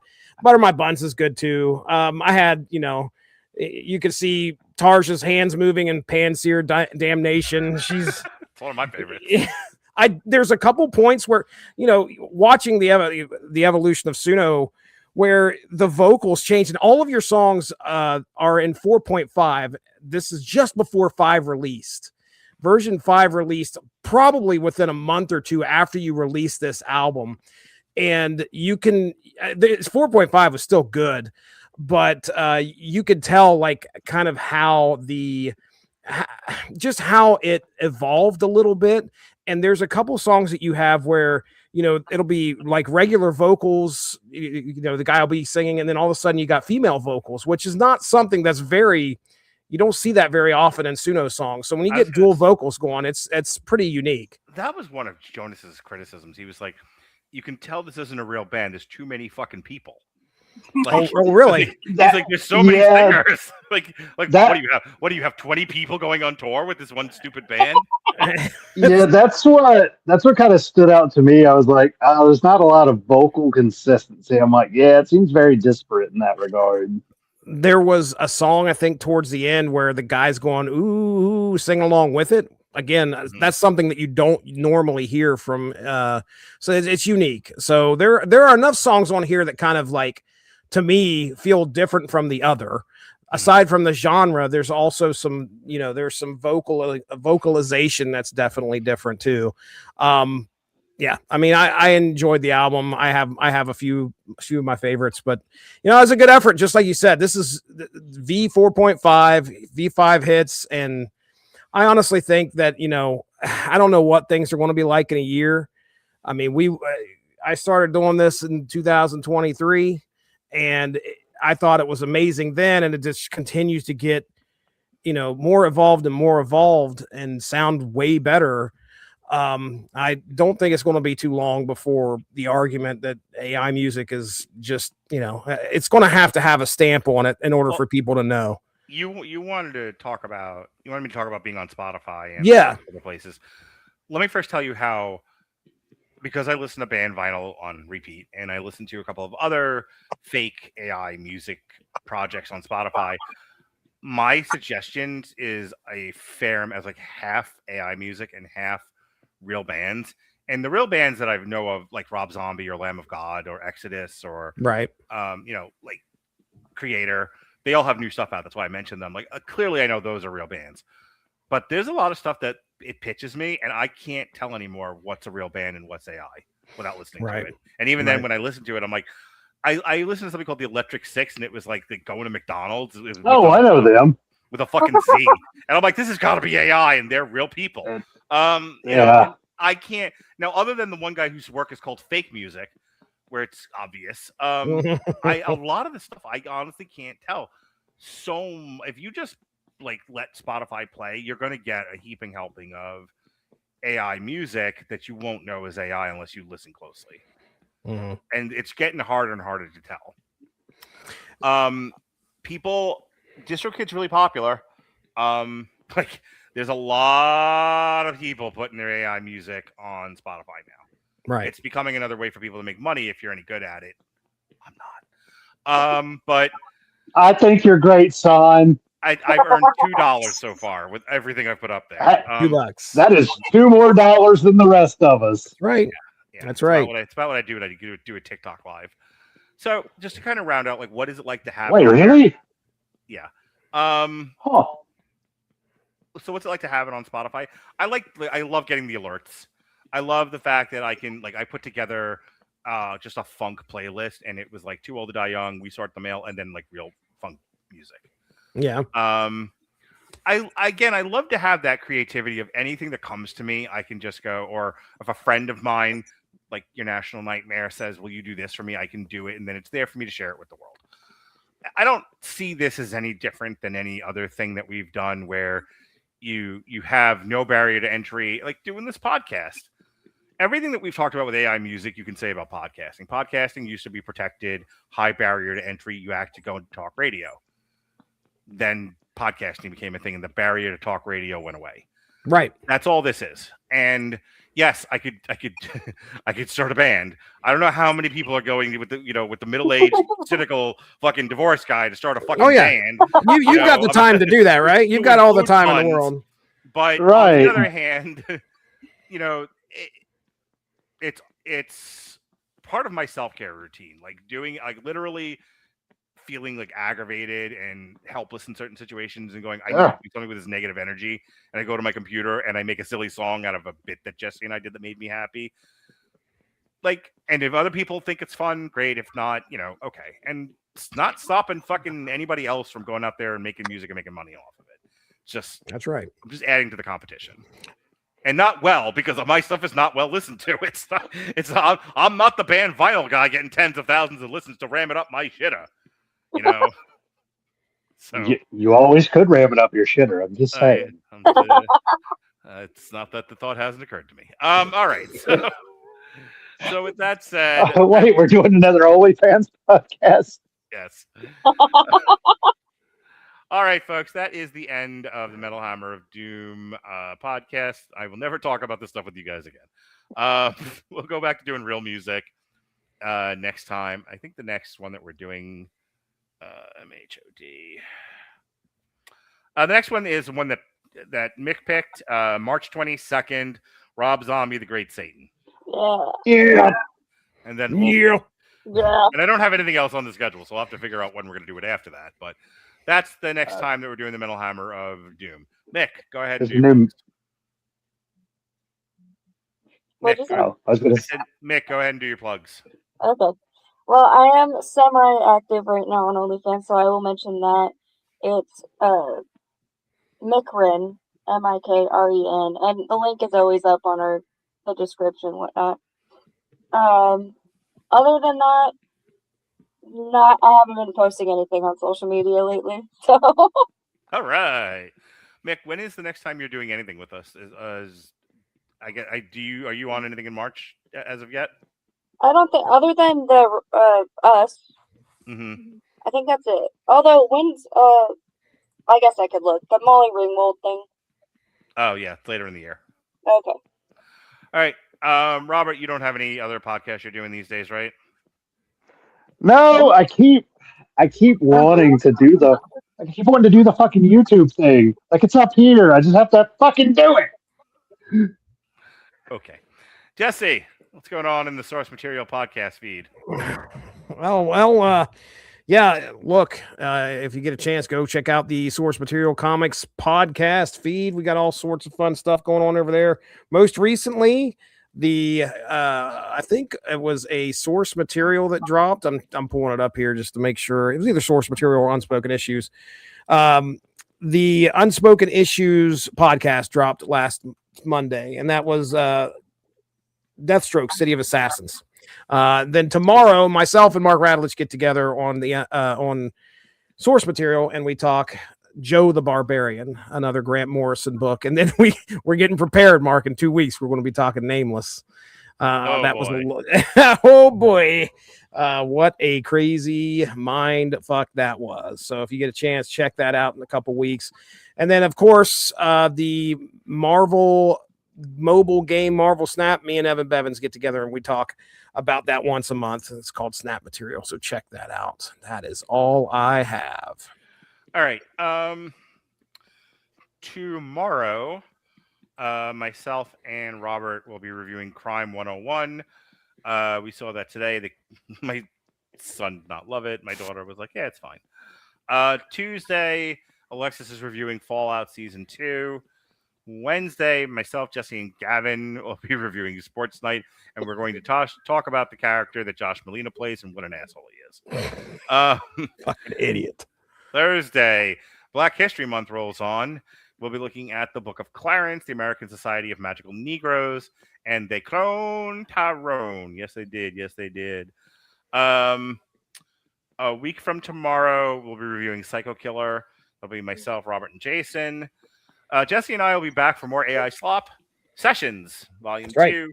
We're going to take the BoJack Horseman song and turn it into a Johnny Cash song. It's called "Living Is the Sentence." Did you see the art? Did you see the art for that, Jesse? I did. I loved it. How great is that? Hang on. How fucking great is the two kids? They're not going to get it, but these kids ain't going to get it.